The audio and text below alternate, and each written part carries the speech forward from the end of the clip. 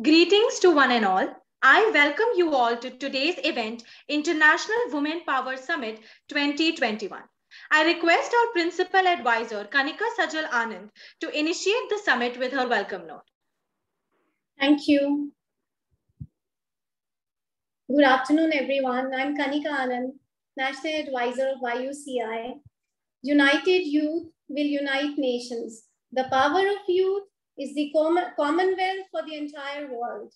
The faces of young people are the faces of our past, our present, and our future. No segment in the society can match with the power, idealism, enthusiasm, and courage of the youth. The future belongs to those who see opportunities today.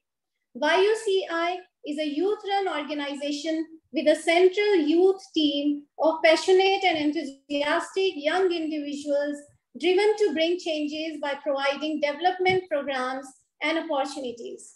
YUCI is dedicated to strengthening the youth community and helping them achieve success in sustainable development. YUCI is not restricted to organizing lectures and seminars or activism through social media. We want to entitle youth through effective action and aid them to become the backbone of a better society. And today, YUCI takes this initiative to welcome you all for the International Women Empowerment Summit 2021.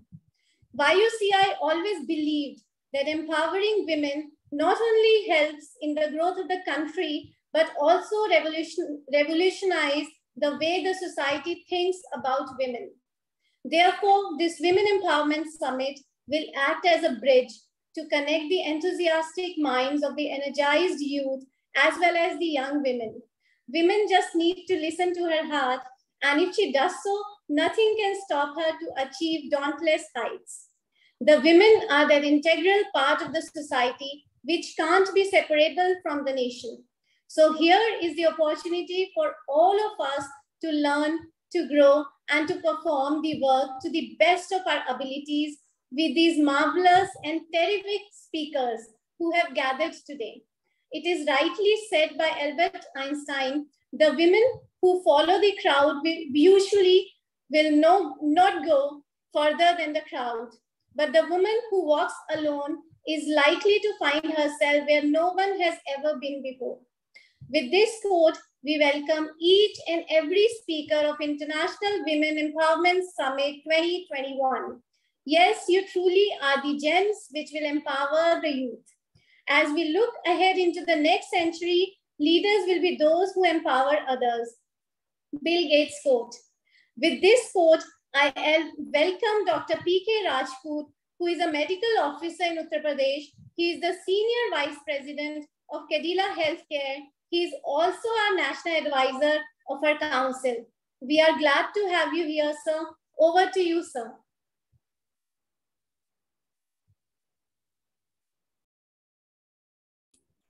Okay, right. Yeah, I'm audible now. Fine. Thank you so much, Kanika. What a wonderful speech which you have given, and good afternoon to all the people who are listening here. This is Dr. P.K. Rajput. I'm based at Ahmedabad. I work for Cadila Pharma, right, as a Senior Vice President. And this is one of the very important things because I, being a part of YUCI as a national advisor, I feel very happy and blessed because I am becoming very younger because I'm talking with the youth, and youth are the power for the future. And we are really blessed that 65% of our citizens in India are the youth. So we are the youngest country in the entire 190 countries of the world. So talking to the youth, it energizes you. Talking to the youth, it gives you so much of the agility. Talking to the youth, it gives you so much of the competence. And since today, we are talking about the women empowerment, and we have many people from the entire world, eminent people from the entire world are joining. I always feel that this seminar is going to add a lot of positiveness in the entire world, because when I correlate with the SDG goals, right, which is Sustainable Development Goals 17, the number 5 goal is for especially to achieve the gender equality and empowerment of all the girls and women and to eliminate all forms of discrimination and violence against women in the public and the private sphere. This is the clear-cut agenda of the SDG Goal 5. Then I correlate that how these goals can have for the women empowerment, because women empowerment is a major global movement, not only for the India, but for the entire 190 countries, and is continuing to break the new grounds while promoting women's sense of self-worth, their capability, their capacity, their compatibility, and a great ability to determine their own choices and their right to influence for the betterment of the society. Because women have the power, they can make the things and they can build the things like anything. But despite of a great deal of the progress, women and the girls continue to face discrimination and the violence in every part of the world, not only in India, but different part of the world. I'll not take the name of the one of the place. You understand what is happening from last 4 days. And so it's highly needed that in each forum, we must discuss, propagate, and practice and respect the women, respect the youth, while empowering women and girls through the social, educational, economic, political, and the psychological way, because these are the 5 ways are there to teach very well. And that's why I was correlating with the 7 principles which have been adopted by the World Vision. The principle number 1 is very clear: create high-level corporate leadership for gender equality. That's why Kanika said that the leaders are there who empower the leaders. I just took that part from her. Second point is treat all people fairly, respect them at work, and support them for the non-discrimination and the human rights. Principle number 3 is very important. Ensure the health, well-being, and safety of all the female workers, because in what condition they are coming, what condition they are working, we have to ensure it. Principle number 4, promote the education, because it is very well said, if you educate, you are going to build the character of the entire country. Right? Training and professional development for the women and the young females. Point number 5 is implement the supply chain, marketing practices, and enterprises development, because let all the women should become like an entrepreneur. They should start doing it. Instead of becoming a job seeker, they should become a job giver, which is very important. And another point, the 6th point is champion equality through the community initiative and advocacy. The last point, which is there, the 7th point, is measure and report publicly on the progress to create the gender equality. Because if you report, then it will happen that yes, what women can do. And believe you me, the hockey team, Rani Rampal, has shown to the entire world that if you have the clear-cut determination, dedication, you deserve the thing, you can make the difference. It is not. You can see all the 16 players. You can also see the person whosoever has come, they have made the difference. They all are the youth, which has made their name in the golden line in the entire world. So like we agree that to see the progress of any country, building of the culture and education systems is same way, like we have to have the society which empowers the girls and women, the progress will be many, many fold. With this, I hand it over to our esteemed chief guest and all the eminent speakers across the globe, and wish a grand success to the take-home message from this summit. I'm sure whosoever are here, they are the name to be reckoned in the entire their fraternity. And whosoever are listening this wonderful summit, they will have the take-home message, and they will ensure that the women should be empowered totally. Whatever the way you want to do it, please contribute. With this, I once again hand it over to Kanika. Thank you so much once again, YUCI, Youth United Council of India, for giving me such a wonderful opportunity to be a part of here. Thank you so much. Thank you so much, sir. And thank you for your encouraging words. And also thank you for giving us a beautiful insight to women empowerment. Yeah, thank you. So now I heartily welcome our chief guest, Preeti Srivastava. Thank you, sir. Now I heartily welcome our chief guest, Preeti Srivastava. She has a career trajectory spanning over 3 decades in the corporate world as a public affairs professional, having worked with some of the best organizations in India and abroad. She has made a visible difference at her workplaces, having handled different responsibilities. Currently, she is a Senior Vice President, Corporate Affairs at Reliance Industries Limited, a Lady Shriram alumni. Versatility is her hallmark. Not only has she made a mark in the industry, She has continued to be actively and intensely involved in social causes too. Her voluntary work in development advocacy include creating sustainability strategies aligned with SDGs and a vision to build a stronger and inclusive India. She is a sustainable growth mentor at Navratan Foundations, guiding them to enrich the lives of marginalized communities. She is also a motivational speaker, a counselor, and has great interest in studying healing rocks. Ma'am, the stage is all yours. Thank you, Kanika. Am I audible? Yes, ma'am. Thank you to the Youth United Council and especially to Dr. Rajput, who thought that I could come and address, and I'm really, really honored, especially because I know there's so many young people, women, and I hope a lot of boys and men also listening to this telecast. This is a subject which is very close to my heart. And just to give you a scenario, we all know that when women succeed, families and communities succeed. Women are change makers whose participation in each and every, whether it's at home or at workplace, advance global democracy, and it brings a lot of stability. I personally feel that empowering women holds the major key to the economic growth of any country. It brings political stability and social transformation. World Economic Forum recently said that it will take 135 years before gender equality is reached, adding 36 years to the timeline because of the pandemic. So you can understand what a big responsibility each and every one of us have got, not only to bridge the gender equality gap, but also to make sure that women are empowered in the true sense. A lot of people usually when I go and to speak want to know about my life. What is the secret of me being so successful in a corporate industry? So I will tell you the secret today.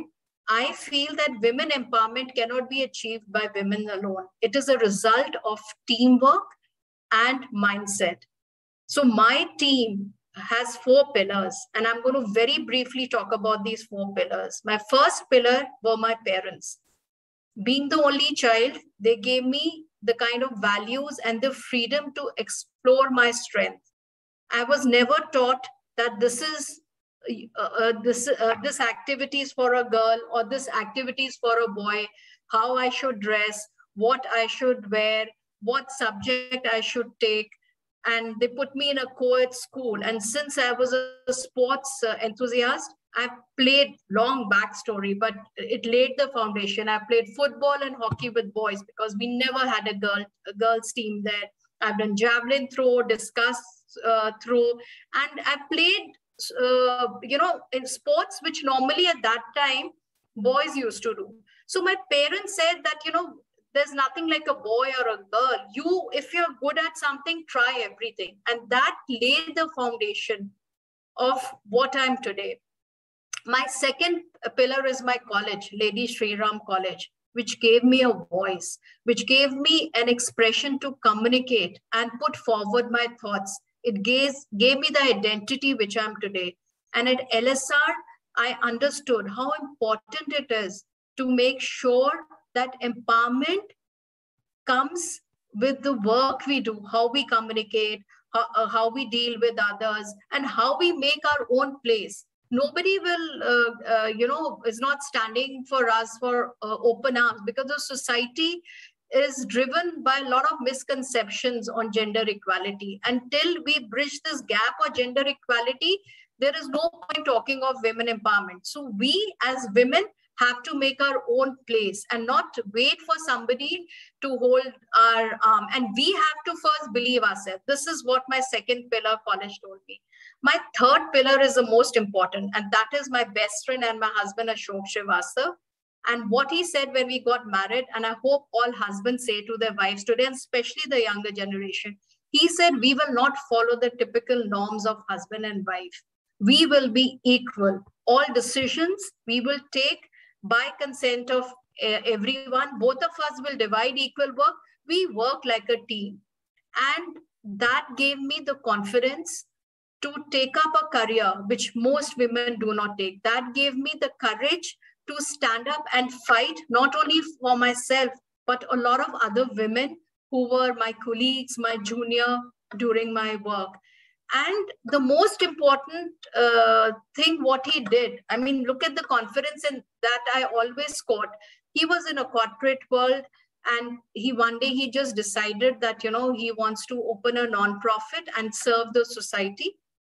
And he very coolly came and said, Preeti, now it's up to you. You earn, you run the house. I'm going to go and serve the society. He faced so much of criticism from the community, from the society, from relatives, that you're letting your wife work and you are not working, you're opening an NGO. This is a mindset. But if he's the one who actually fought this mindset, so who's more empowered, me or him? See, I'm giving a very different perspective. For a woman to be empowered, it is the people in her life, it is her family, could be a husband, could be parents. In my case, they were the people. And that's the message I want to give to the society, that you don't expect the women to empower herself. You have to be her strength and pillar. My fourth pillar is the company I'm working with, the management of Reliance Industries Limited. 25 years back, they took a decision of hiring me as a corporate affairs professional. And in public affairs or corporate affairs, till today, 95% is dominated by men, because mentally they said women cannot do government relations, she cannot do liaison. It's a very tricky job. It is a field job, and she'll always be surrounded by men. But who broke the glass ceiling? Not me, my management. They said, no, we want women to come and represent us in the government. So my message by the story of 4 pillars, again and again, I'm saying that if we want women in our society to get empowered, we are the people who have to support.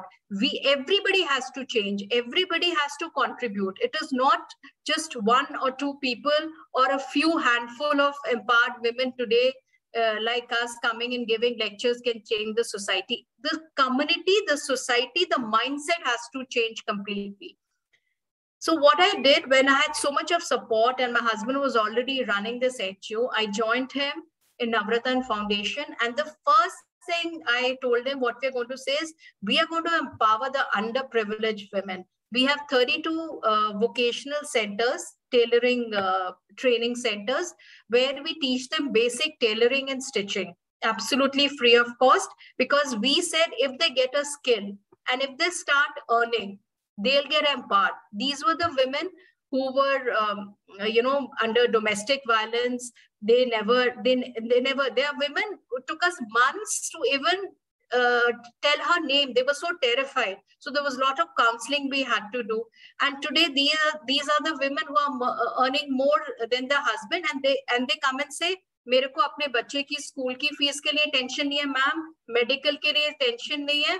I'm happy if my husband doesn't give me anything and goes and drink, I'm not bothered. This is the true empowerment. And these are the women. Then we took to education. We started educating them so that they could write signature karna aana chahiye, bank account kholna aana chahiye.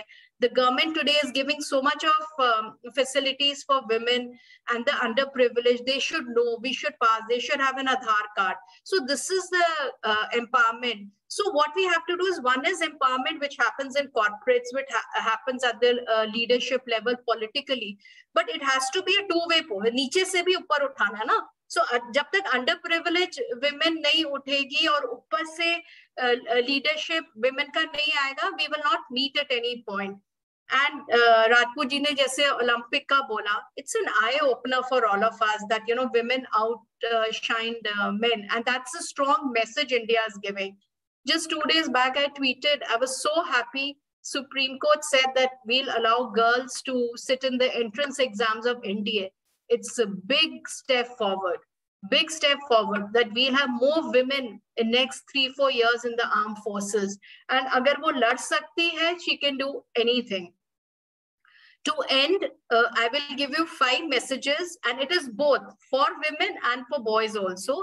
which is the SAR of my 58 years. The most important is be who you are and believe in yourself. You should not wait for anybody to come and tell you कि तुम्हें क्या करना है. You have to carve your own objectives, your own mission as per the person you are. You don't have to change for the society. Second is spread your wings and fly. You don't know what is possible till you try. I meet a lot of women in my professional and personal life who says, "Nahi, ma'am, ye to typically women-oriented jobs hai ya courses hai, hum yahi karenge." You know, the fear of trying anything new is holding us women back.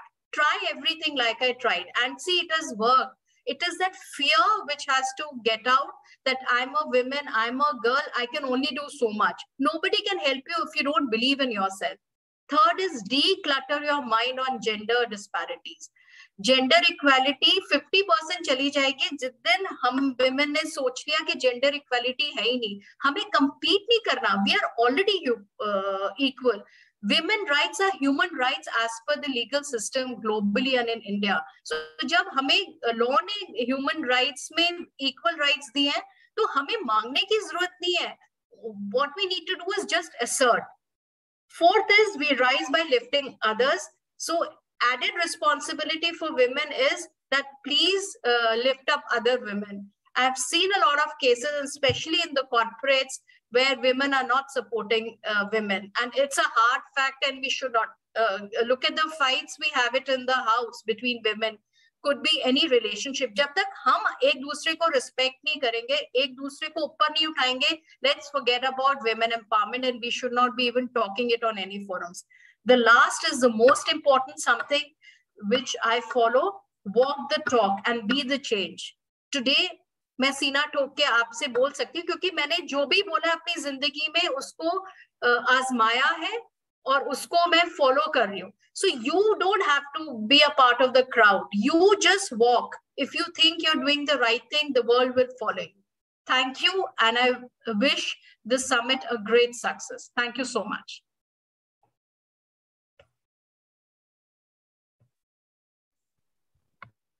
Thank you so much, ma'am. Such a beautiful journey you had and you have. And thank you so much for being such an inspiration to all of us. Thank you, ma'am. So now I'm privileged to introduce our guest of honor for today's event, Geeta Johri. The only way to discover the limits of the possible is to go beyond them into the impossible. A very good example of this quote is our guest of honor, Geeta Johri ma'am. She belongs to the 1982 batch of Indian Police Services and was allotted the Gujarat cadre. During her 35 years of service, she has held important positions all across the state, besides being also chosen to serve as Managing Director for the Gujarat State Police Housing Corporation. She is known to lead the huge police force from the front as the first woman Director General of Police. She also holds the distinction of having represented India in the Veteran International Badminton Championships held at various cities across the world. The government of India has honored her with 2 police medals. Presently, after her retirement, she guides the Kadila Pharma in corporate security in the capacity of President's Special Duties. We are very happy to have you with us, ma'am. With this, we welcome you, and over to you, ma'am. Yeah. Thank you, Kanika. Good afternoon, everybody. Yeah. I thank Dr. Rajput for having given me this opportunity to be a part of a forum and to talk on a subject which is definitely very close to my heart too. We heard a very inspiring journey of our chief guest, Preeti Srivastava, and I'm thoroughly impressed by her too.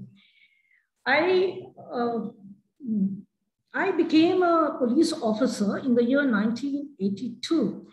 And of course, I was, at that particular time in the year 1982, there were not many women in the police force. So it was one very difficult choice for me at that time. But then I was temperamentally suited for this job. And so I decided to go ahead.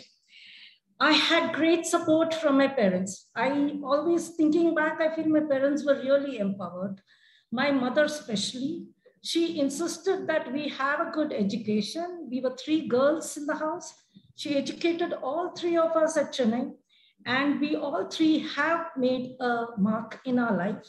So I chose the police force, and I had of course, it was not a cakewalk.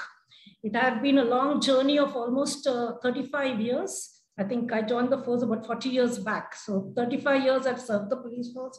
There has been a lot of ups and downs.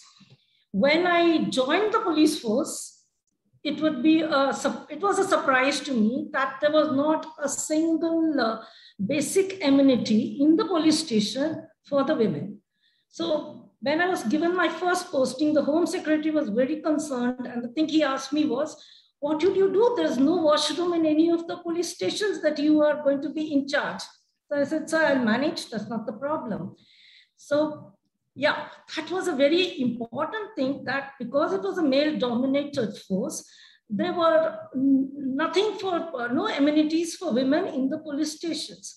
And they did not think about it, that it was needed at that point of time, because there were not many women. We had a lot of police conferences, and you won't believe it, that this was one of the major discussions in the women police conferences, that there are no basic facilities in the police stations all over the world, all over the country, India. So it was then we joined together the hands. The number, of course, of women police officers are increasing day by day.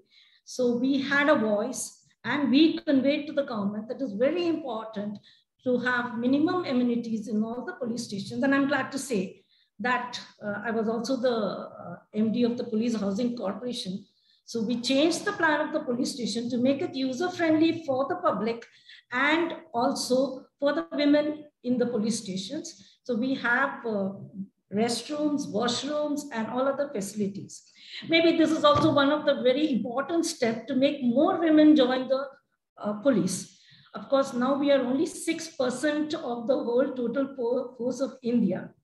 And I hope after the youth who are present here hear me, they will join more in the police, because it's very important that we have more women in the police, because we are half the world, half the population of the world, and we still have so little women in the police. So we need to make it at least 50%. Only then we can cater to the, cater and serve the women, look after them and look after their grievances. Yes, all said all this, I would like to touch upon, Preeti has already touched upon the gender gap that is existing. Yeah, the World Economic Forum has put us in the 140th position, and we seem to have declined in all the parameters: political empowerment, representation of women in the workforce, education and health. And I think Dr. Rajput also touched about this.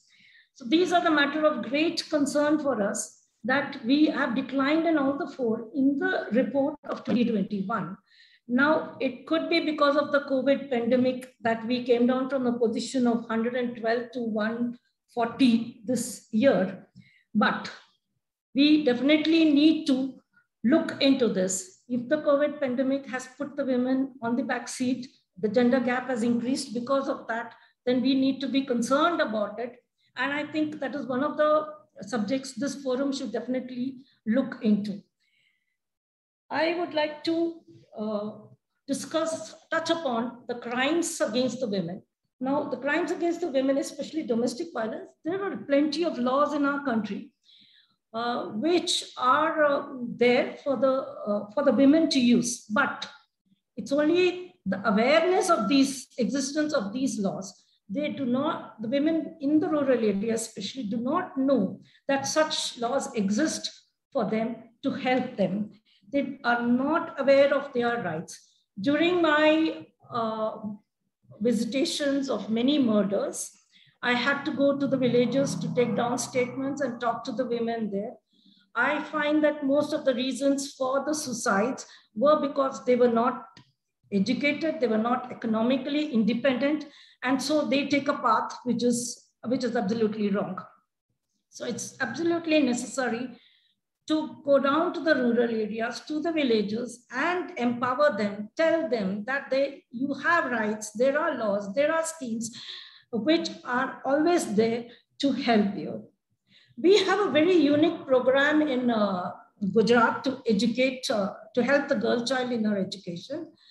All in the month of June, when the admissions are taking place, all the bureaucrats, all the civil servants, the IAS, IPS, we are all sent to the villages where we take about 5 schools a day. It is total for 3 days. We take about 15 schools in every village, and we check whether they have the right kind of infrastructure for the girl child. We check if there are dropouts of the girl child, then why, and we try to bring back the girl child back to school. If there is a lack of infrastructure, we report to the government to help the government to give these infrastructure to the girl child so that the education of the girl child could go on. And this program has definitely helped through the years, and there is a definite improvement in the education of the girl child. Of course, we also go there to tell the children that there is not just one profession, that is of a teacher, because they see the teacher every day, they know the profession of the teacher. But there are other professions available to them, like that of a police officer, like of a forest officer, that you can become an IAS, you can become a doctor, and so many other professions are available to you. And that's one reason where we go down to inspire the youth of this country and hope that many more join us. I would like to conclude with just 2 recommendations to the panelists. One is try and reduce the gender gap. We should work out strategies at the end of this forum, which would help us to reduce the gender gap, especially in these 4 parameters which the World Economic Forum has taken up: political, then representation of women in the workforce. We want more women in the workforce, in the education sector, and in the health sector. So we could work out strategies in these 4 lines and empower women in them. And secondly, of course, I want people to recommend and create a workshop or a strategy where we can create awareness of the rights of the people and also about the laws so that we can prevent crimes against women. I thank again the organizers of this forum, and I wish the very best, and I hope that we formulate meaningful recommendations at the end of this forum. Thank you so much.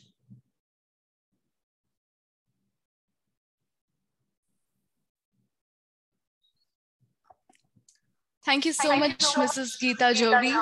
One inspiring and a strong woman you are. It was really, really informative, and we are so glad to have you as our guest speaker. It's rightly said, you know, when we empower a woman, we empower an entire nation. So a very good afternoon, everyone. This is Priyanka Mishra, a member of YUCI. An empowered woman is powerful beyond measure and beautiful beyond description. Now I would like to invite our next speaker, who aims to create a positive support and networking environment for females in various work fields, and is here to give us some more individualized advices and ideas on how to better navigate our future careers. The speaker we have today is a prominent female figure who is an internationally trained PMU specialist, facial aesthetic specialist, and cosmetic dermatologist, BDS, PMU Sweden, FFA, MMP, USA. She has come here to share her experiences in leadership roles in a traditionally male-dominated profession. Please let me welcome you all to Dr. Aarti Yuvraj. Over to you, ma'am. Hi, good afternoon, one and all. I would like to start with the foremost language of the old world, Tamil. Vanakkam ellarukkum. And I would like to thank Mr. Vimal and Mr. James for this wonderful opportunity to showcase myself in this wonderful platform. And also, I would like to thank my parents, the Almighty, and my friends, well-wishers, and everyone. I'm Dr. Aarti Yuvraj. I'm basically a dentist and also internationally trained PMU specialist, as well as facial aesthetic specialist, and many more. So I would like to say, in my profession, I never want to wrong anyone regarding the treatment they undergo. And also, I want everyone to get treated with me, even they are not affordable, even they are poor, unhealthy, nothing matters in my field. Everyone want to get treated with me. So the thing is, I deal with the challenging cases and the most promising cases like burn victims, acid victims, and also many unaffordable people, where I can get them treated with free of cost. And also I just change them and transform them in their own way and in their desired way. And moving on to the most inspired women in my life is my mom, Mrs. Tulasi Yuvraj. She's one awesome woman ever who never gave up in her life. And she was my true inspiration till date. And she's a strong woman too. She was a good wife to my dad, good mom to my sister and myself. And she was one true inspiration. I would like to say, Mom, you're my true inspiration ever. And I love you in such a platform where I'm going to speak women empowerment representing the whole India. Moving on to the next person, my sister. She's also a true inspiration to me. She's basically an engineer, but by passion she has been into makeup field and she's a celebrity makeup artist. Even she faced many failures, humiliations, degrade, everything, but still she's very successful in her own way and she's been succeeding in her own career. So I would like to say, my sister Swati, you're also a true inspiration to me. And also, the other true inspirations to me are Miss Jayalalitha, late Dr. J. Jayalalitha, the ex-Chief Minister of Tamil Nadu. And also, I have been grasped few qualities from the greatest women I've ever been inspired. I would like to mention their names. Mother Teresa. I have been inspired Mother Teresa with her service mentality and also the kind heart. And also Indira Gandhi for her leadership qualities and also her boldness, and Kalpana Chawla for her perseverance, determination, and boldness. Indira Nooyi for her excellence and also her commanding power. Aishwarya Rai for her prominence. Mary Kom, she gave me a trust where a married woman will succeed in her life even after marriage or getting children or giving birth to a child. And Dr. V. Shanta, she's also late Dr. V. Shanta, who is in charge of Arya Science Institute. She's one true inspiration to me. And P.T. Usha, Sunita Williams, there are many more women who have inspired me truly. So moving on to women empowerment, I would like to say women empowerment can be defined to promoting women's sense of self-worth, their abilities to determine their own choices, and their right to influence social change for themselves and others. The 5 types of women empowerment are social, political, educational, and psychological, and also economic.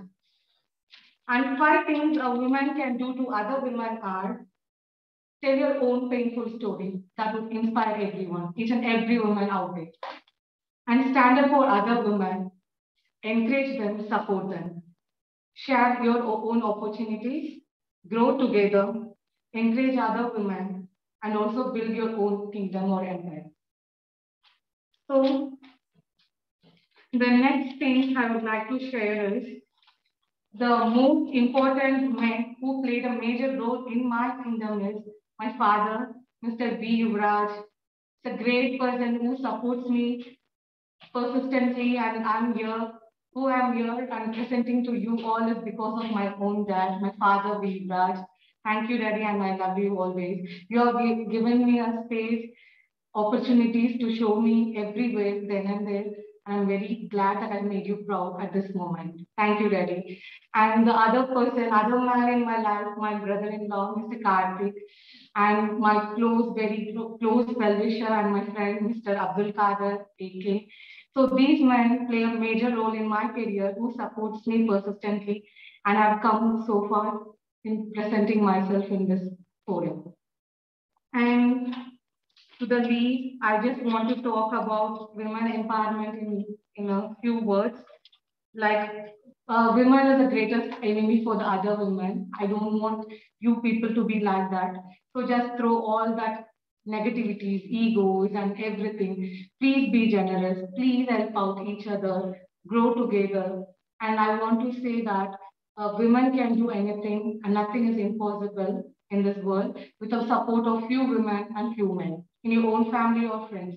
Even if a woman is very successful, please don't judge them or tell them because of this and because of that they have been succeeded. It's only because of their own struggle they are being here.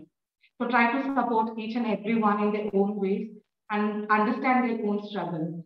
And also men, please try to understand women's struggles and the difficulties they face when they step out of the house. So I hope you all understand. Please ignore negativity, spread love. And also I want everyone to help each other out. Love all, don't judge, be a broad-minded person. Please throw all the narrow-minded things in you, especially women. Please don't judge other women. Help other women, and you'll also be helped out by the same. So I hope everyone are aware of it. And also ignore negativity, be a death rock. You can reach more and more as I have reached here. So still I have more to reach. And I thank each and everyone for this wonderful forum to talk about women empowerment here. And also, I would like to say, please, everyone raise your own children, either it is a male or a woman, boy or girl. Please tell them about the equality of men and women then and there. Please tell them about the things that they want to know regarding child abuse or the behavior or anything, any management. Please raise them very perfectly and correctly. Don't blame girls for everything. Don't blame boys for everything. Each and everyone has their own responsibilities to deal with this in the world. So you can raise them accordingly. And I would like to say, if a girl is educated in a family, the whole family is educated. The same way, if a girl is empowered in the nation, the whole nation is empowered. I would like to say, every woman out here in any different kind of profession or any kind of forum, you all are empowering the nation. So once again, I'm thanking everyone, each and everyone who are watching this, and my well-wishers, my people, everyone, my parents, my sister, my friend, everyone. My family, I would like to thank each and everyone for this wonderful opportunity here. And thank you. And last, I would like to say a Tamil voices. That is Ennam Pol Valkai. So have a positive thoughts. Your positive thoughts will implement your best. Thank you.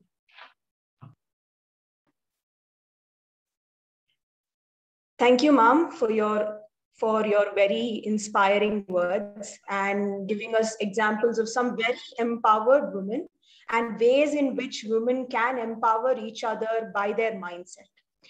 Good afternoon. My name is Radhika Ajit and I'm a member of YUCI. You must be the change you wish to see in this world, said Mahatma Gandhi.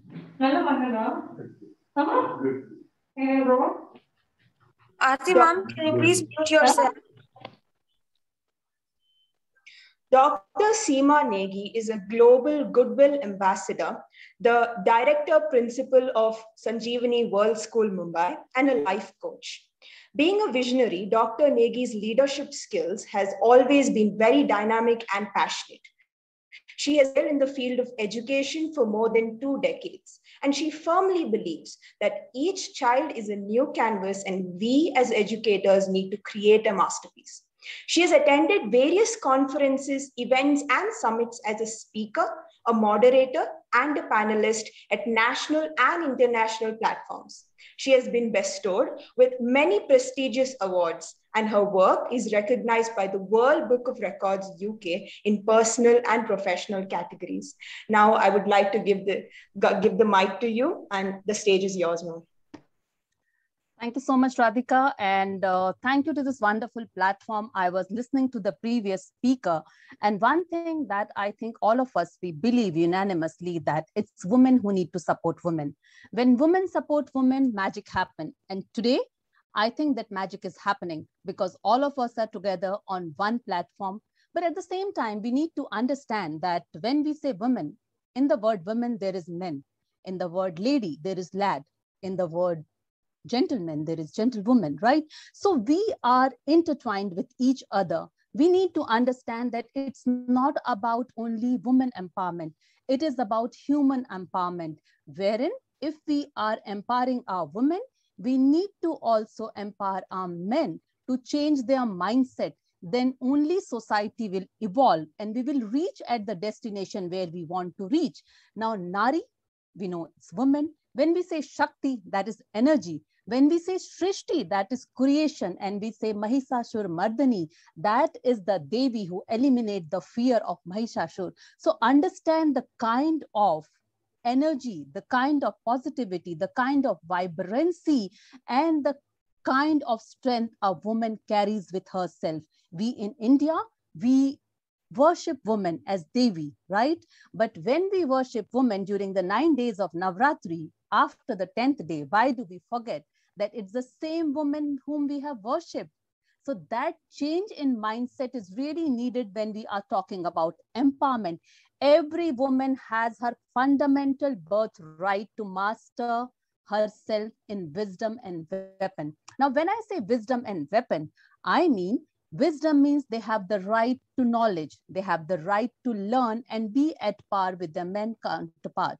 And when I say right to weapon, that is they have the same right to fight for themselves, to make their voice count. And sometimes we need platforms like Empowered Platform, where we are today, to tell the world that yes, there are women and women is a big force and we all resonate with that.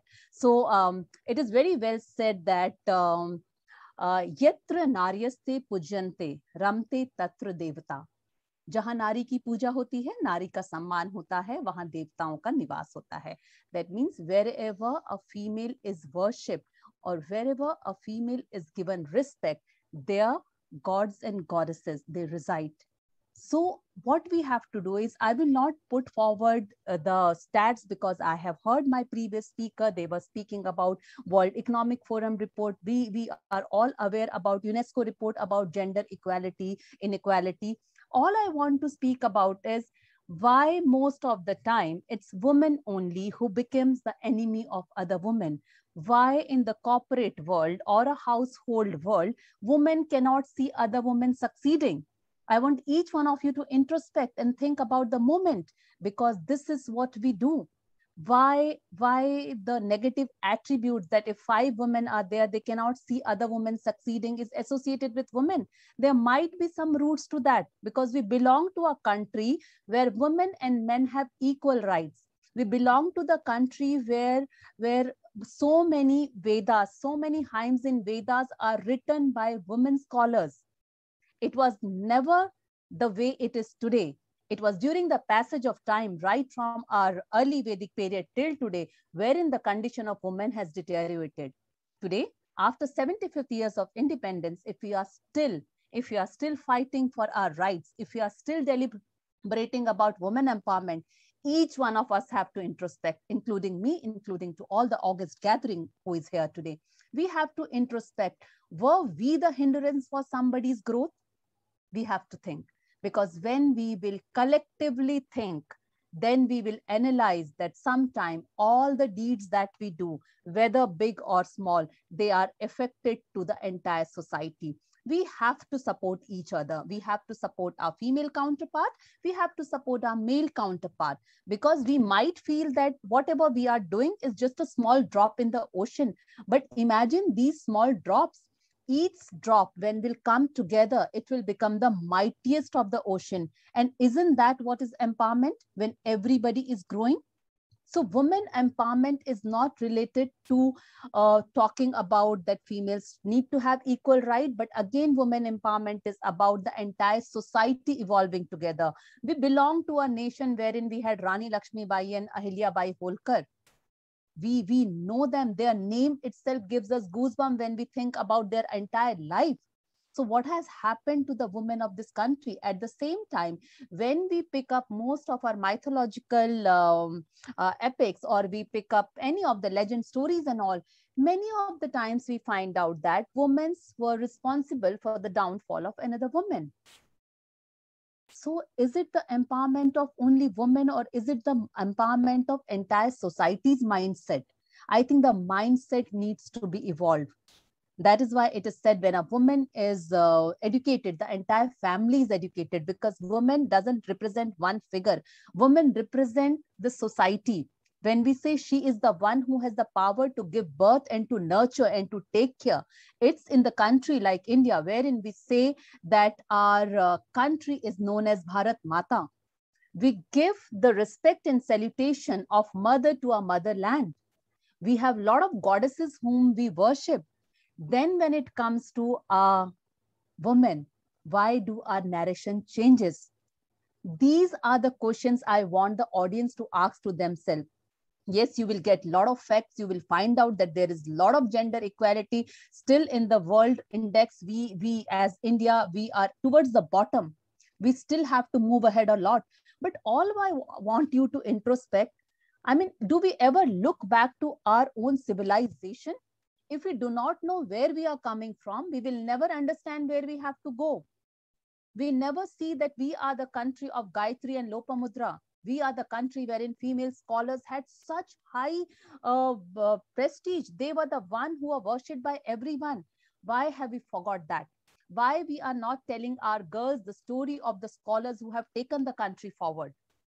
So all I request from this audience is give yourself that pause moment. Pause for a minute and find out who you are. Find out why you are Shakti.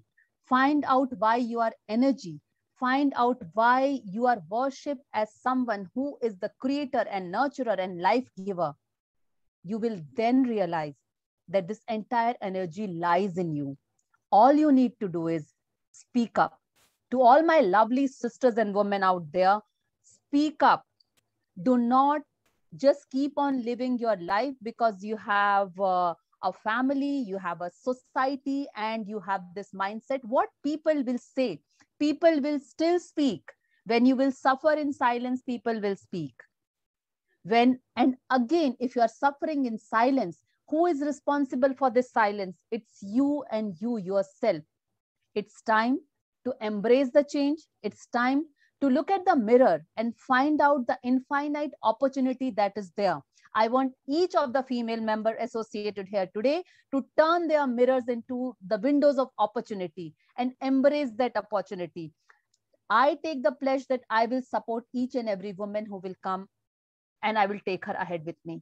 Let's each one of us support. But again, I am not pledging only for women. I am telling each and every human who will need that kind of support from me, I would try to provide that support, because it's the mindset we have to change. It's not just one woman or a girl that we have to think about. It's about the mindset we have to change. We are a country, again, as I told you, we had the biggest name associated with our country, whether it is Yami or Indrani or Savitri or Devyani. You pick up your history and you will find out how beautiful our country was when we talk about women empowerment. So please bring that time back.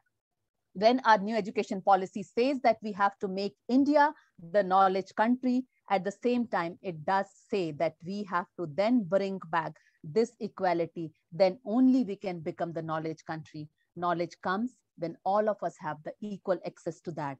So with that, I would only like to say, let's grow together. It's very easy to think negative. It's very easy to demean other. It's very easy to step on someone and move ahead. What is difficult is be a team. Let everyone grow with you and grow together. Collaboration have the power. Collaboration have the strength. And collaboration, along with coming together, along with getting connected to everyone, this beautiful platform, I think Dr. Rajput has provided us this. What is this beautiful platform all about? It is about collaboration of beautiful minds from across the world who wants to take everyone ahead with them. Who doesn't want to work for, say, not only women empowerment, again for human empowerment? Don't we want, when we say we don't have to teach our girls what they have to wear, we have to teach our boys how to look at girls.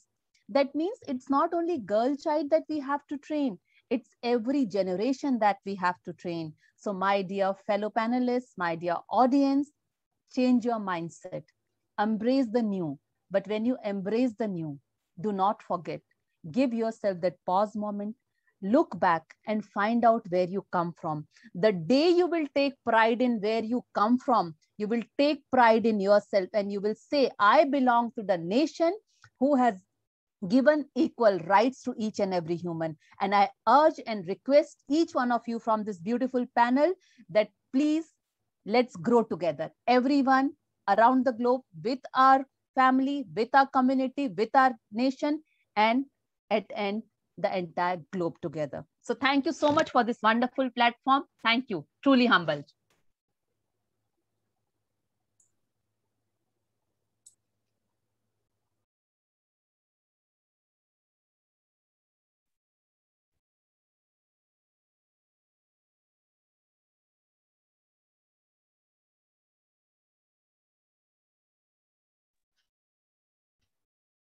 Thank you, ma'am, for telling us about our prehistoric connections with the topic of women empowerment. And you also told us that we need to elevate our mindset to be more supportive of the development of the women around ourselves. And we will definitely pause our schedules and we will speak up and pursue our dreams doubt-free. So thank you, ma'am. Thank you, ma'am, for that wonderful speech. Success is not final, failure is not fatal, and it is the courage to continue that counts. With this, we come to our next speaker, Dr. Shelly Bhutania. She is a motivational speaker, CBSE master trainer, and national trainer of the Khelo India National Program. She is also the national president of WICCI India, the Human Value Council president, and a part of the Council of Foreign Affairs International Internship University. And with this, we would like to welcome you, ma'am, and the stage is all yours. Thank you so very much. Greetings, everyone. I'm really very grateful to YUCI for giving me a wonderful opportunity to speak on women empowerment. Feminism is not about making women stronger. Women are already strong. It is about changing the way the world perceives our strength. Women empowerment, it's always promoting women's sense of self-worth, their ability to determine their own choices and the right to influence social change for themselves and others. Female empowerment is often associated with specific phases of the women rights movement in history. So what is women empowerment? Actually, we are already empowered. It's really needed in the society. It is so important for women self-esteem and also for society. Empowering women is to give women the right. Women can have equal right to participate in education, society, economic and political, because the global role of women, caretaker, conscience, farmers, educators, entrepreneurs, throughout history, the central role of women in society has ensured the stability, progress, and long-term development of nation. And women's self-report is often their initiative in preserving child health and nutrition. So I raise up my voice, not so that I can shout, but so that those without a voice can be heard. We cannot all succeed when half of us are held back. So the empowerment and autonomy of women and improvement of their political, society, and social economic, it's highly important in itself, because it's essential for the achievement of sustainable development. The full participation and partnership of both women and men is required in productive and reproductive life, including sheer responsibility for their care and nurturing of children and maintenance of their own household. So in all parts of the world, women are facing threats to their life sometimes, because health, well-being, as a result of being overburdened with work and of their lack of power and influence, in most regions of the world, women receive less formal education than men, because at the same time, women own knowledge, abilities, and copy mechanism, it's often so gone unrecognized the power relations that imbibe women attainment of healthy and fulfilling life. So what we have to do togetherly, education is one of the most important means of empowering women with the knowledge, skill, and self-confidence. It is necessary to participate fully in this kind of summits or in the development process. More than 40 years ago, if you remember, the Universal Declaration of Human Rights, they asserted that everyone has right to education. And even in 1990, government meeting at the Thailand, they committed especially themselves to the goal of universal access to the basic education for everyone. So, but despite notable efforts by the country around the global, basic education is still adults in the world, of whom 2/3 are women, more than 1/3 of the world adults are still not taking the new skills and education. So establishing mechanism for women, equal participation and promoting fulfillment of women's potential throughout education, skill development and employment, giving paramount importance to the elimination of poverty, illiteracy and health among women, because this is all very, very important. Make it possible through laws, regulations, and other appropriate measures for women to combine the roles of childbearing, breastfeeding, and child rearing with participation in the force of women. Women are always saying, we can do anything that man can do, but man should be saying, we can do anything that women can do. This is very, very important, that how we take action across all 7 principles. Establish high-level corporate leadership for gender equality. Treat all women and men fairly at work. Respect and support human rights and non-discrimination.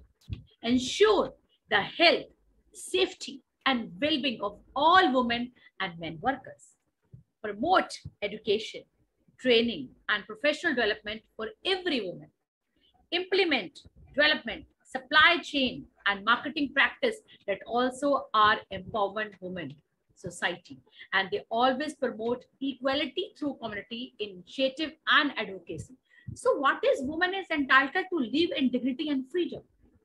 Empowering women is also an indispensable tool for advancing development and reducing poverty, because empowered women contribute to the health and productivity of whole families and communities and improve perspectives for the next generation too.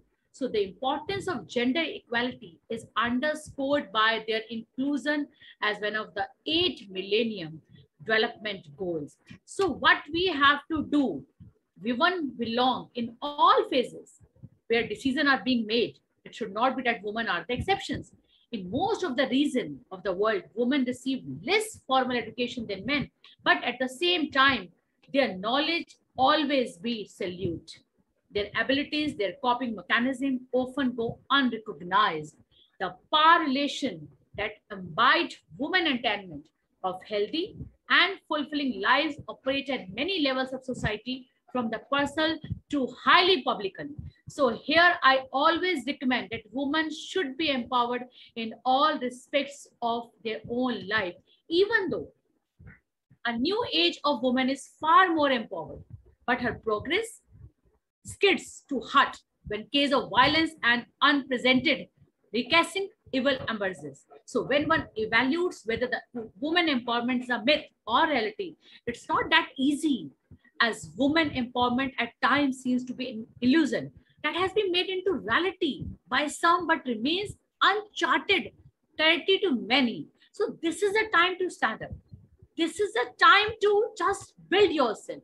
This is a time to attend this kind of summit, to go togetherly, because we as a society, as a woman, need to applaud very effort made so far to bring to parity the gender debate, and need to understand why this battle is not overrated, why this completely important to be justified.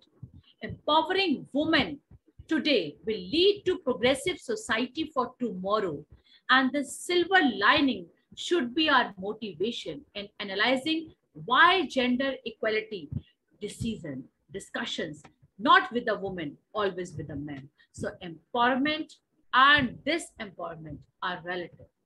Therefore, empowerment is a process, not a product. There has been immense progressive to uplift women financially, politically, socially, in every aspect. They should be open-ended process. It's a light of many ongoing. A clear vision embraces a vision of empowerment of each deserving role. So even though if women is empowered, they are not able to take that kind of benefits which they are deserving. So moreover, today there are different denotations of the term women empowerment, which have led to different sectors of belief empowerment. They hold different meanings. They hold different facets. They hold different diverges. They hold different comprehension of facts against fiction. This way of interpretation that people of various sectors, associations, and understanding is making the basic understanding of women empowerment more easier rather than complex. So it is very important for every woman to remember that what they are, they must be inquired. They always be stand. They always be grow as they are. So in my talk summarizing, I will only say that in life, when we feel we have reached a limit, that is when the true battles begins. So now women battles begins. You have to stand, you have to grow up yourself, you have to give for your self-love, you have to take care of your own efforts, and you have to see yourself where you can be good togetherly with the other women, because woman is always beneficial for the another woman. One woman is always supported to another woman. This is the aura, this is the status. It's always coming in our own society. When we do for others, automatically we have that kind of courage and inspiration and confidence automatically comes in your own life. No matters what, no matters which kind of age or girl or woman you are supporting. The matter is we are all together. We are all women togetherly work 100%. I'm saying 200%. Give the gratitude to each and every woman who is still battling with their own skills, training, and development. So this is my request, advice that please stand up, think over it, think about yourself, where you can go, where you can work together, and where we can see every woman togetherly in this kind of summit. I really thank you everyone, especially this summit dignitaries, all chief guests, Honorable R.K. Rajput sir, those who have given me this opportunity to come in this wonderful summit. Thank you so very much. I hope I have not taken much time. Thank you so very much.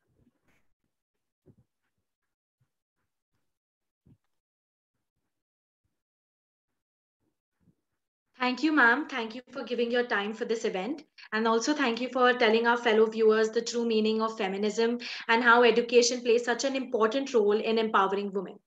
Moving further, Dr. Aziza Jalaluddin is a born-bred Singaporean, Chinese-educated, effectively multilingual in Tamil, Mandarin, Bahasa, and English. She has a vibrant and inspiring personality whose mission and passion for transforming lives is very contagious.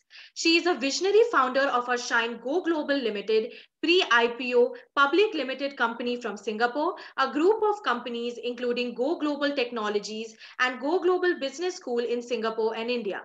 Founder of 5 Intelligence Framework for Conscious Leadership, connector of global conscious influencers, show producer, host for 500 plus online interviews and business programs, and founder of Global Sisters in Solidarity Movement.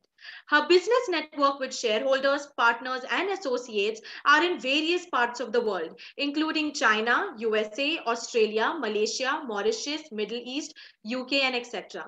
Her organization has been instrumental for many globally renowned business communities to come to Asia and establish their growth. The core objective being connecting world to Asia and Asia to the world, more so India to the world and world to India. Her vision of global peace through global business is demonstrated through all her projects. We welcome you, ma'am, and over to you.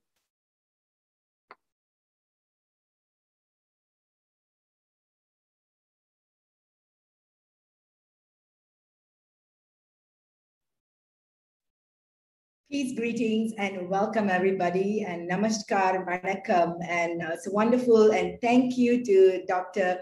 B.K. Rajput sir and also the Youth United Council of India. Thank you for allowing me to share this space with some amazing, beautiful women across the world, and I'm thanking you.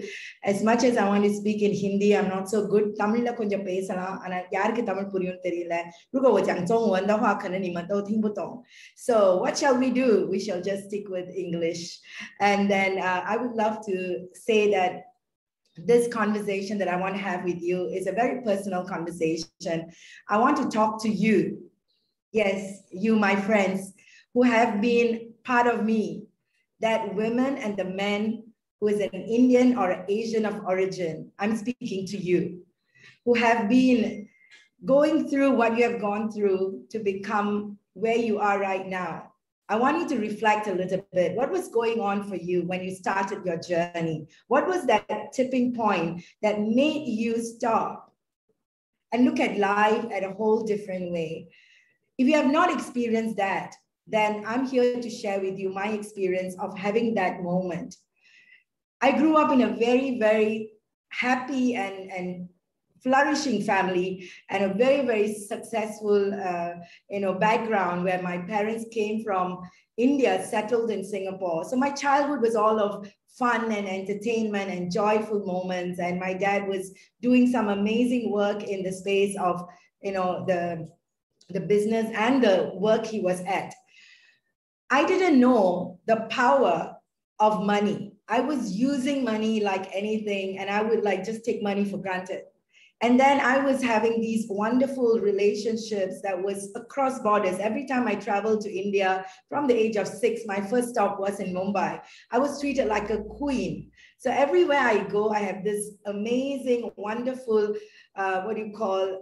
support from everybody around me. Until one day, when I showed up in a program of 99 Chinese people, and I was the only Indian sitting in that room. And I was asked this question: what is it that you want in your life? What is it that you want to achieve in your life? Was my question. And I asked myself, what is it that I have to give to my people? My people, as in the Indians or the Asians, you can call it whatever that you want. My heart was asking myself, what is it that I must give to my people when I'm a Chinese educated Indian born of Middle East ancestral Indian born, sorry, I'm going to say that again. Indian and Middle East ancestral, Singapore born, Chinese educated, put into this, this attire. And at the age of 30 plus, I'm asked this question: what am I supposed to be doing? And my heart was calling out to say so many things. There were so many ideas and so many directions I was geared towards. But fast forward, I went through just one journey of self-discovery of who I am. And that discovery brought me to a huge, huge experience of health breakdowns, financial breakdowns, relationship breakdowns, and also anything you can think about, spiritual breakdown. I lost myself for a period of time, and only to find myself back to where I am right now. If you are not understanding where I'm operating from, you want to stop a moment and take a deep breath in. As a human being, we are constantly put through trials and errors, and it's not about judging anyone. I realized that how in my lifetime, in growing myself, in going through a lifetime of crisis, my good moments was fine and dandy, but when it was the crisis moments, those were the moments, I call it the opening of the Pandora's box, when I asked myself, what am I supposed to be doing for my world, for my people? That's the moment that made all the difference for me, when I went through all the crisis to get humbled, to get tested, and to be told everything that I'm not consciously feeling, but unconsciously generating at cellular level. And that got me to think exactly how I want to show up in life. And right now, as you heard our dear friend speak about what I do, I am actually in the space of working with amazing, amazing global leaders and teachers across the world who stand for humanity without judgment, without name calling, without any ego, without just standing for humanity. So how did that happen? That is what I'm talking about right now, the conscious leadership, the 5 intelligence to conscious leadership, and how you can embody that conscious leadership to be successful in your life. I'm not here to just speak about women, because I've heard, and I'm sure we're going to hear a whole lot of women speaking about empowering and coming into that space of clarity and power for you to embrace all these different empowerment techniques. I just want to talk into 5 intelligence that will uplift and go into your new level of consciousness and new level of beingness, not doingness. If you are hearing new words from me, you may want to intelligence come from this important framework that I want you to look at. So I'm going to just show it to you. Everything that we create in life has come from a result, and the result comes from the action we take, and the action that comes from our mindset. Many people stop at mindset, and we think that everything's about the mind, but there's something deeper. We call the heart set, or the belief system. And the belief system, as you can see, comes to perspective when we go into a deep realization that everything that we are doing is ruled by our belief system at cellular level. Our cells have memories that is making us do what we're going to do, what we are doing in our lives. So I just want to get you to breathe into that realization as I share with you the 5 intelligence. And please heads up me if I'm going to go past the time, and you can just stop me if you want to as well. So the 5 intelligence, very quickly, I'm going to talk into, is possibly the longest conversation anyone can have because they are individual modules.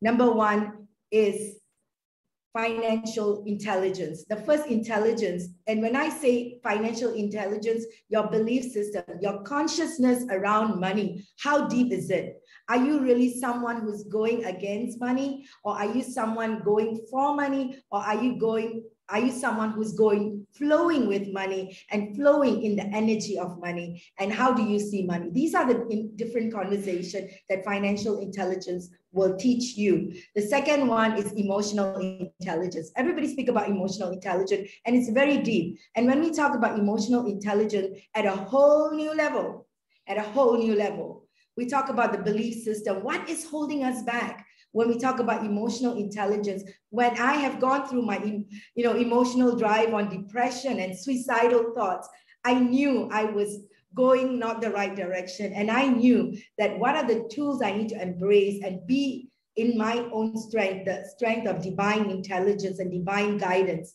And that emotional intelligence that we need to embrace at a higher consciousness level. And number 3 is physical intelligence. How much is physical intelligence you have embraced in your body, in your being? How healthy are you? How effective are you in your mind, in your eyes, in your ears, in your whole body? How much is that happening for you? How much are you evolving? The whole world thinks that having a vaccine will solve the problem. But the truth of the matter is we have been called on to increase our immune system. And this is what we need to do. Physical intelligence. How much are we increasing our immune system intentionally and effectively at a powerful space? And that's one thing, right? So physical intelligence. Next one is spiritual intelligence. My friends, spiritual intelligence is nothing to do with religion, and it's got nothing to do with who you pray to in whatever name. Spiritual intelligence is your own beingness, the heart's calling that you relate to, and a vessel that you recognize to be. At the higher level of spiritual intelligence, you won't be able to see men, women, you won't be able to see right, wrong. You just know that life is about flowing through together. And finally, and the most important of all these intelligence, and I know for a fact, many people in the higher level of consciousness even have been challenged with this, is environmental intelligence. And I got a huge calling out of it. Born and brought up in Singapore, as I told you, I'm so comfortable, so complacent. I don't know how it feels like to go without food. And I don't know what is it to have a child that die of hunger, because I am so comfortable. I didn't have environmental intelligence. And how many of us are living life like that, not knowing our neighbor next door? How is he feeling? How is he relating to life? Environmental intelligence, my friend, is just even in our home, our family, our loved ones. You just relate to them a little bit to see what are they going through in life. So environmental intelligence is the core of all these intelligence we speak about. And in order for us to uplift our consciousness as a powerful leader moving forward, we want to embrace all these 5 intelligence and be grateful for that new level of consciousness. So I know for a fact, if you're listening into this, you are an expert. You're a domain expert in at least 1 or 2 or 3 of these intelligence. Now, my calling for you, my friend, my dear loved ones, is to up your skill to the next level of intelligence that you need to deep dive into, because the world needs you. The world needs you at a higher calling, at a higher level of clarity and power to serve the world as one humanity.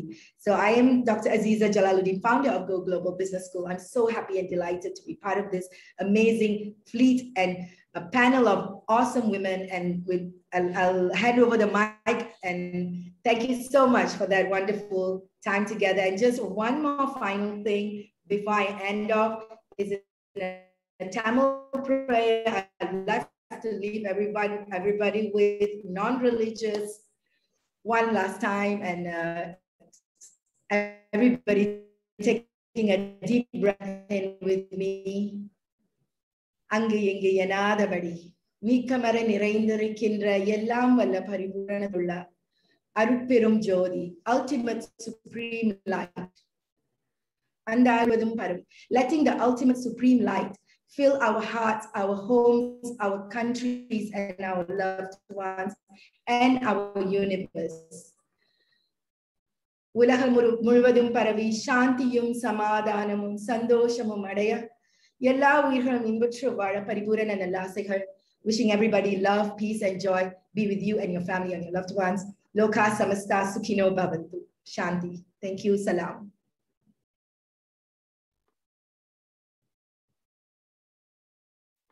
Thank you for giving your time for this event, ma'am. Thank you for enlightening our fellow viewers about environmental intelligence. Moving further, it is rightly said, in order to be irreplaceable, one must always be different. Dr. Shamma Hussain, founder, director, and CEO of International Institute of Influencers. She is a country director for United Nations Peacekeepers Federation Council, country director for Phoenix Booker World Records, brand ambassador and global brand ambassador for many educational organizations and NGOs. She is the 1,000 most influential women of India, gold medalist, received Mega Speaker Award from world #1 business coach J.T. Fox, Great Women Diaspora Awardee from United Nations Permanent Ambassador, Dr. APJ Abdul Kalam International Educators Award, Young Leader of the Year 2020 from GCC Associates, International Influence of the Year, Inspirational Woman of India by CSIR. She says, I believe one thing giving meaning to my life is the purpose of my life. We welcome you, ma'am, and over to you. Good evening, everyone. And first of all, let me extend my gratitude to YUCI and Dr. Pramod Bhai. Thank you so much for this wonderful opportunity. I'm so honored to present here. And let me talk about empowerment. First of all, I don't want to use this word women empowerment. Yes, we are all empowered. I don't want to tag again women, women, women. We are the backbone for that empowerment. So I will justify this as women empowerment, but we don't need empowerment. According to me, empowerment means be what you are. Be what you are. How many of you think, I'm asking this question to each and everyone in the social media as well. How many of you think that we are what we are? When we are what we are, we will do everything perfect, everything confidence. That confidence reflects. When we do differently what we are not, there is no empowerment.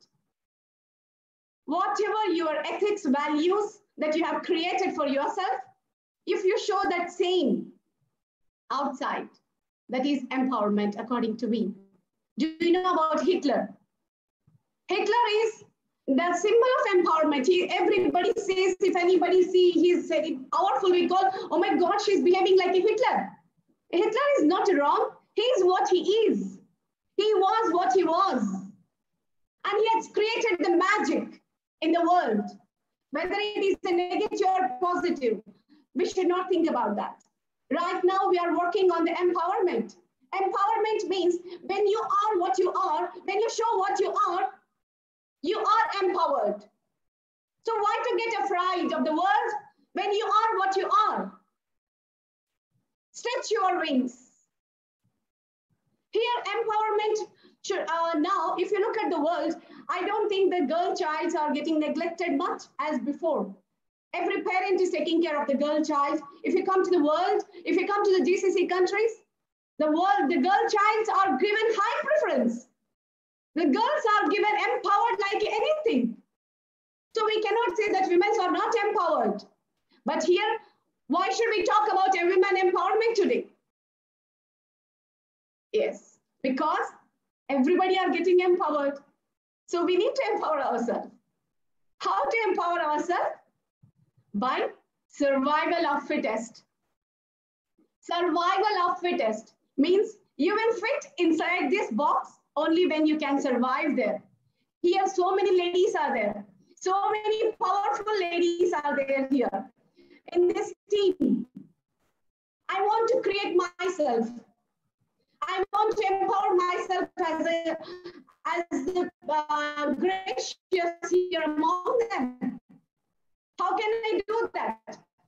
That is what we have to talk about, empowerment. You have to create yourself.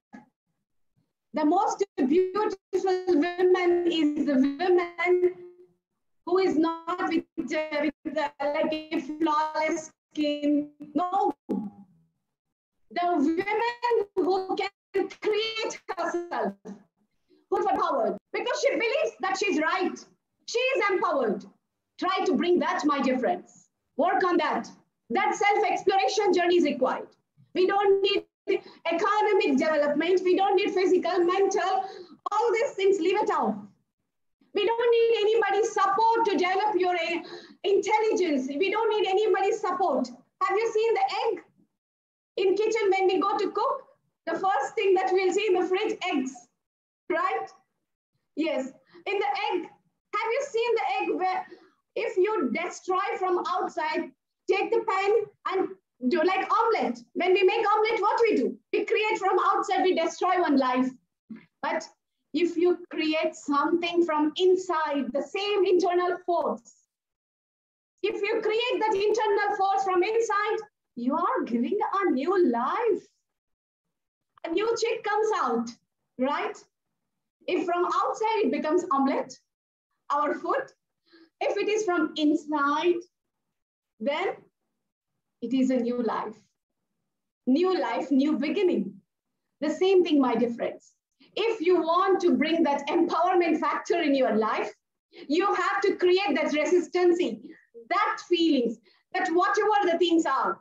And don't tell, oh my God, society don't support the women. Society creates lots of problems, lots of physical, mental, chemical, psychological barriers. Please, don't give these excuses. Why? You know why I'm telling? More the complexities in life, more emotionally and exponentially we grow. Have you thought any time, now just I have a book with me. Take this book and put it on your head. Take anything and put it on your head. What will happen? Your head will be straight. Do you try to put it down? No, because if you bend down, it will fall down.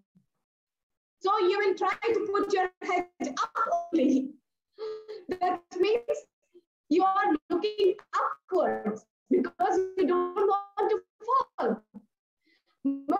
More the complexities that comes in your life,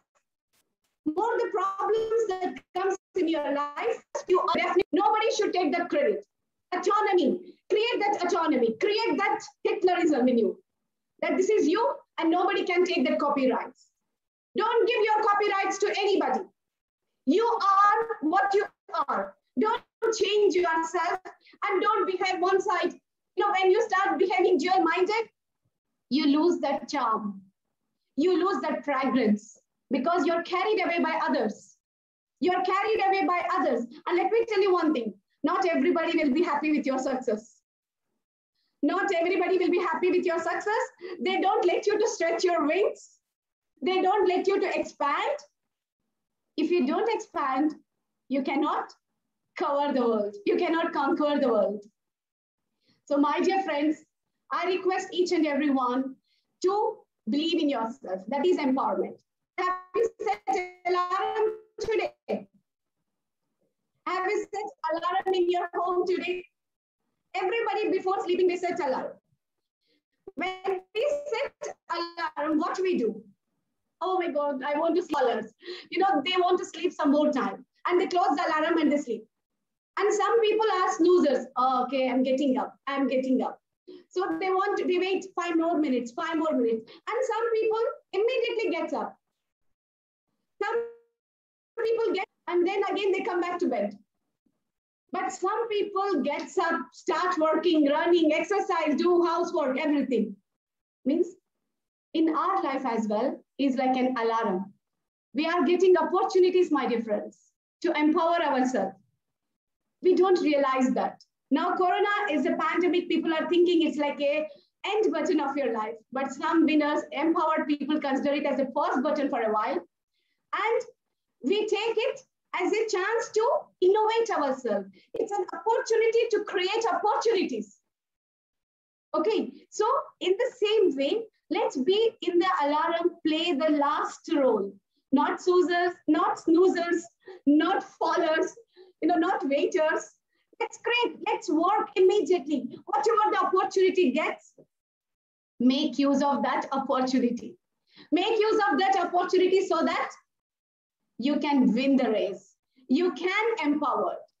When the bad time comes, only the best entrepreneurs come up in the life.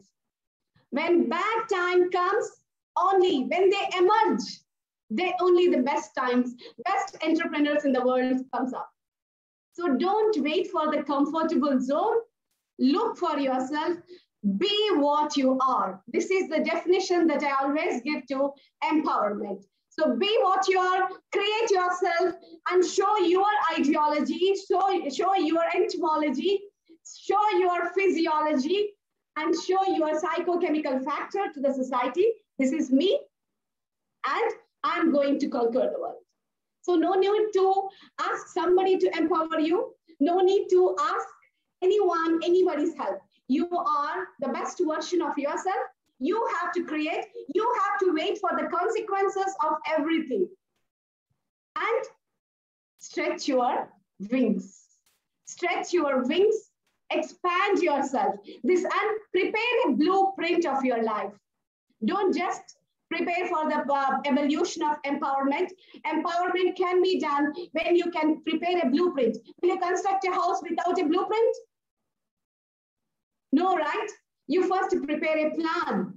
You first prepare an ideology. So prepare a plan, what your ethics are, how you can proceed to that. And with that, how can you stretch the ladder and lay the ladder of your life exactly the same against the wall? Otherwise, you will land somewhere else. With this small note, love yourself, love your zindagi, because life comes only once.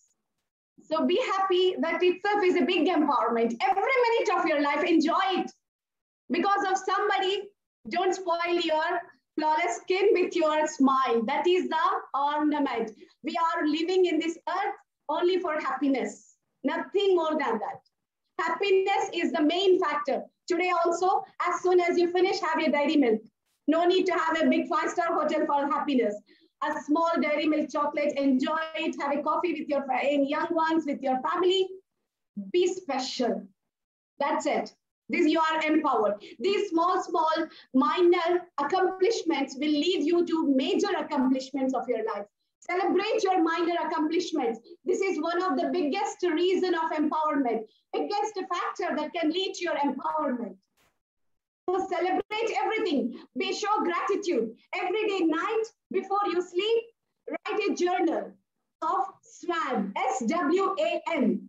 What is SWAN? Your strength, your weakness, your ambitions, and your needs. Strength, weakness, ambitions, and needs. What are your strengths? What's your weakness? What do you have to do for your ambitions? And how many needs you have? Diagnose yourself. Self-exploration is very important. Work on yourself so that others do not take your brush to paint their walls. So don't give your brush to anyone. Hold it in your hand and rule the world. Love yourself, love your zindagi. This is Dr. Shama Hussain. Thank you so much.